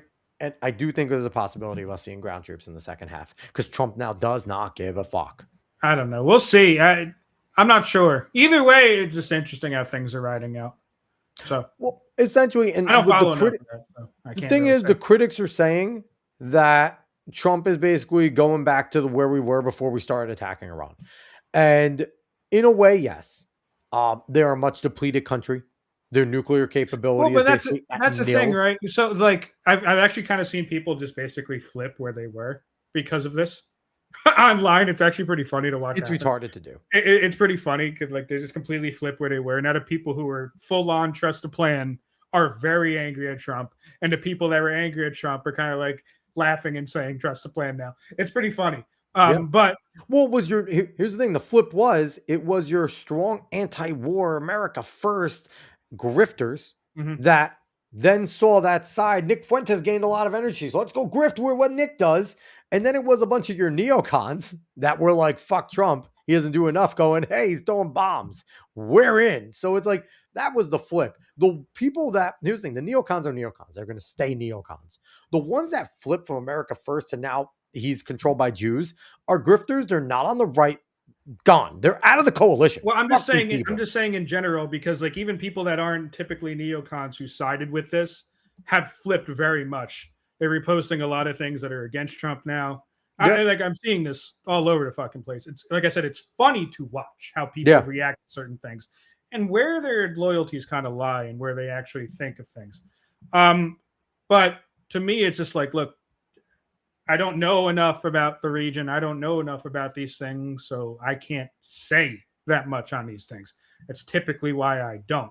I just find it funny to see how people react to certain things because there's so many people that are really angry about this deal that were really, really on Trump's side. Trust the plan. He knows what he's doing. And now they're really, really angry about this deal to the point that they're retweeting when a reporter kind of did a little gotcha about like, oh, a wise man once said Iran doesn't win wars, but they don't lose negotiations. It was Trump that said that, tweeted that out a while ago, as if Trump lost a negotiation here. And this is retweeted by people who were very trust the plan, very on Trump's side for a while because of this, even before this. And they seem very, very angry with him. And my thing is like, look, I don't know if he's going to go hard again after the midterms. I don't know if he just saw this as a failed venture. I don't know. But either way, he seems pretty much he seems done with whatever is happening right now. That's partly why he wants this fucking deal. Because he's like, look. Yeah. I don't want this. And he's also been talking about Ukraine and Russia more again. So he seems very fed up with shit. Because people aren't listening and people aren't doing what he wants them to fucking do. They don't know what the fuck they're doing. Anyway, pretty much. So here's the thing too. People need to remember, what was Trump's ultimate goal when he started going after Iran? No nukes. That's it. No nukes. And he said it quite literally from the 70s that Iran cannot have nukes. So that was the major goal. No nukes and an open Strait of Hormuz with no one harassing. Because people forget, it's not like Iran didn't harass people in the Strait of Hormuz using the Houthis and everything like that to get what they wanted. That was always their big card. So an open Hormuz and no nukes is a win in his eyes. And what's interesting to me is that, like you said, there's some people who are saying he just kind of got back to the starting point. And yet again, and it's not just from people that are like against it from the beginning. These are people that were very, very for Trump and very, very for this war and all of that. Basically saying similar things to that. And to me, it's just like, well, I saw you tweet about how they don't have a Navy, how they don't have all this, how they don't have all that. And now you're mad that he's signing this as if he just buckled. And it's just like, well, where are you then? Like, what did you want from this? And it's also funny too, because all the people are like, he's controlled by Jews. Oh, really? So he's telling Israel that you're done fighting in Lebanon. Like that is a part of the agreement. Recently, it's been pretty funny. I'm not gonna. That is a part of the agreement that the war in Lebanon is over between fucking Hezbollah and Israel. And they're saying no. They don't want it to happen. But they don't have a choice because there's actually Israelis at the table for this. Like, so they're all gonna sign. And the thing is, the bottom line is, if he was such a Jewish fucking puppet, would he have not been like, no, we have to keep going. We have to take Cargill Island. We have to, right? Like, let's cripple them. Like, he's just like, listen, I've ruined them nuclear. They don't have nukes. Their military is basically fucked. And in his eyes, and I think this is what people need to realize, he hates regime change. He does. He doesn't want the endless wars. He doesn't want that. We're seeing it. He doesn't want that. So what he's saying is these people are fucking crazy. But if they play ball, I don't care if they're crazy. If they let me do what I want in the region, if they play fair by the rules, and if we can get oil flowing again normally and there's no fucking issues, because part of it is they need to go and neutralize every single mine. They need to go and take away any impairments over there. And so there is many things. Now, is America capitulating much more? It seems like it, because America also basically crippled them as a country. So we do have to release a lot more to get them back into the global world. With that, and also like, you also have to understand the position that we're in with how we were affecting the global economy because of what was happening. Like, people are going to get mad at you either way. Like, they don't, like, you could say, oh, well, I want this done in Iran, but like, and they're going to say, well, our economy is going to shit because of what you're doing. We need you to get this fucking done. And it's a very understandable thing for people to ask. It's a very understandable thing. And the bottom line, what people need to realize, the option that was next was a ground invasion and putting the citizens' lives at risk. That is what was next, is the citizens getting caught in the middle. And again, Trump doesn't want needless death. Yeah. Like I said, I don't follow it enough, so I can't say much about the deal and everything going on there. Yeah. For me, this is outside looking in of people talking about it and seeing how people have flipped in certain ways and saying, "Oh, Trump surrendered," type of vernacular and stuff like that. It's very funny to watch because it's just like, okay, well, you really wanted this war much more than Trump did, and then because Trump did this, and even if you were a Trump fan beforehand, now you're like, it's because it's how people kind of go against the whole disagreement for Trump thing. A lot of people still attack people and say, well, you're not disagreeing, you're going farther. And some people do. And I'm seeing something similar to what would have been called out from the same people who have said that to others. So it's just very funny to me. It's just very funny. In the end, my impression of this understanding, the MOU or whatever it's being dubbed, is this an outright overall super success win over Iran? No, it's not. Now, again, if your goal was to make peace with them and treaty with them, the Iranians can't look weak. That group cannot look weak because that is what their whole entire regime is based off of. So this I think Trump's looking at this as a win-win. Okay. Is this a loss? No. Is this kind of a neutral, everyone gets a little bit of what they want? Yes. Right? Because no nuclear Iran, Strait of Hormuz open, no more issues, oil flowing again around the world, and everyone kind of making money again. Yes. Now, do I think this is going to last long term? No, it's Iran. Okay. So is it a loss from that end? Sure. Right. Because Iran's going to fucking throw bombs at Israel again. We know this through proxies. It's going to happen. Mm-hmm. But is this a loss? Is this Trump capitulating? Maybe a little. Maybe a little. I'm not going to say it's not a little, right? But it's not a loss. Iran's not the strongest country in the region anymore either. I think people need to realize that. We have turned Iran into, they're going to have a lot of money again, but they are not a strong country anymore in terms of militarily. From some of the same people I have seen talking badly about this deal are the same people who have brought up how militarily. Call them out. Who is it? Because I have no problem calling people out on the show. Oh, no. Give me a name. I don't give a fuck. Give me a name. I'll call them out in a heartbeat. No. It's much more fun this way because it's much more fun this way. Oh, man. Listen, the most popular thing to do under this second term of Trump is to flip-flop, right? Because the thing is, these are also the people that if they see an out because they don't know what's going to happen in the future politically, a lot of these people are cowards. I don't care if they were on his side beforehand. There's a lot of these people in the coalition that are conservatives when it's necessary, right? When it's popular to be conservative, they're conservative. When it's not popular to be conservative, we're going to fence it. Not that they're not conservative, but they're going to fence it a little. I don't even know if it's that. People just have certain pet issues that they're really, really, really fond of. But they have certain pet issues that they're really, really, really fond of. And once those pet issues start coming up and people start working on them, whether it's Trump or whatever, they will emotionally get attached to those pet issues and they will respond in certain ways. I don't even for me, it's just like there's just certain things that people respond in certain ways. It's also the internet, I think, too. I think it's the internet culture making them have to get their 15 and things like that. That's a part of it, but I just think that's a natural thing as well. That's just what people do in general. But overall, so yeah, my impression is, right, again, we have 60 days. They're going to fully negotiate the final deal for 60 days. That's the thing. They've given themselves 60 days. And within these 60 days, no more fighting, straits open, lifting sanctions. Iran's getting kind of their production money back. That's going to be the $300 billion. Because people forget how much fucking money Iran made off these oil shit. And it's going to be, it's a process, right? And I think Trump is going to couch this in, we're getting the economy flowing again. And in these next 60 days, we can hash out peace, right? That's his goal. Peace in the Middle East, right? So we'll see.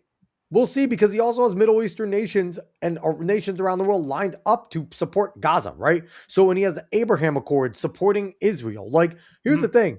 If this crazy motherfucker gets Iran to join the Abraham Accords, it's a win, right? Yeah, we'll see. Like I said, we'll see what happens. It's a very interesting time. I just like watching what happens outside of it. Also, Uzbekistan scored, but then Colombia scored again.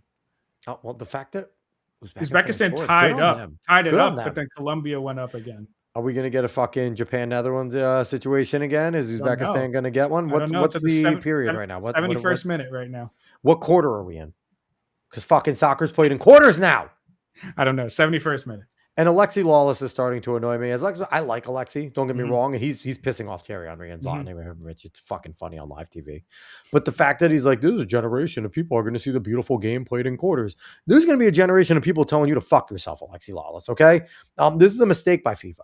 To do quarters is a mistake. These hydration breaks are stupid, even when it's unnecessary. This is going on throughout all the sports. They are taking away the war of attrition side of it.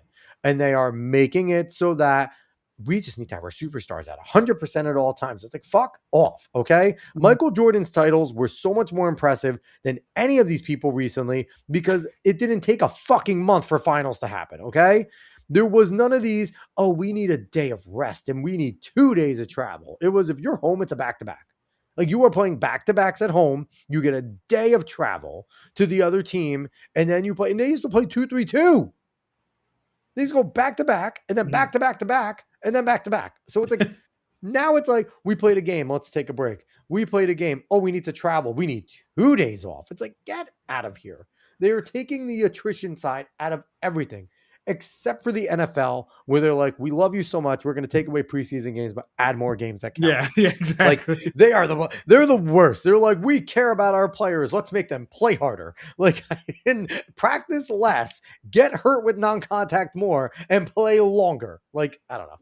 But yeah, they're taking away the attrition side, and soccer is one of those games that's the ultimate war of attrition, because they also have 5 subs in this World Cup, Dave. It's always been 3. They get 5 in this one. So they're letting them empty their bench more. They're giving them fucking water breaks. They're making it into quarters. Like, part of the strategy of a manager was, I only have 3 people to affect this game, and everyone's gassed. Who do I have that can play a full 90?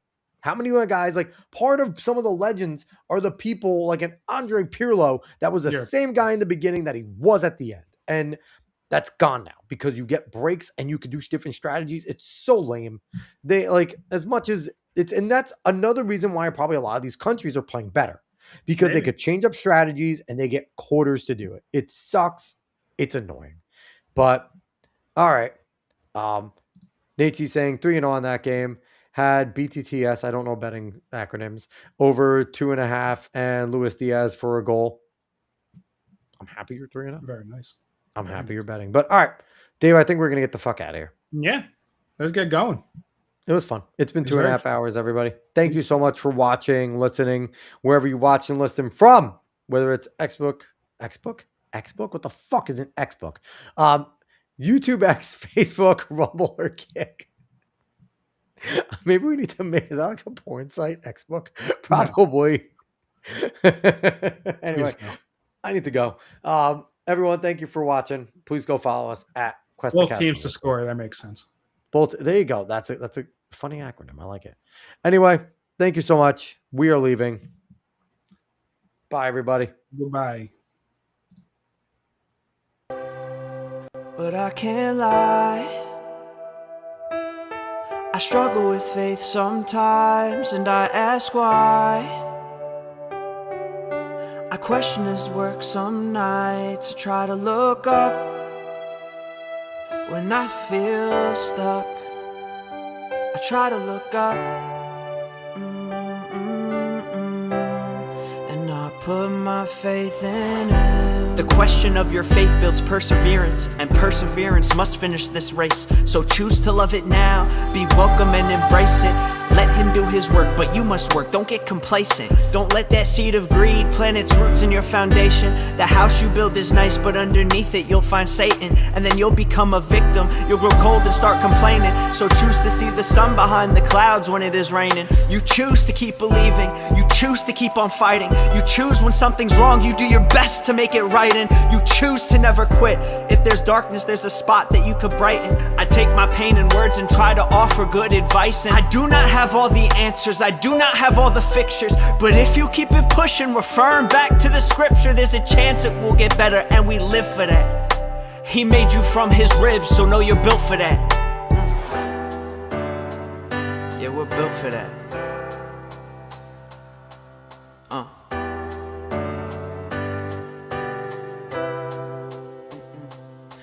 can't lie. I struggle with faith sometimes, and I ask why. I question his work some nights. I try to look up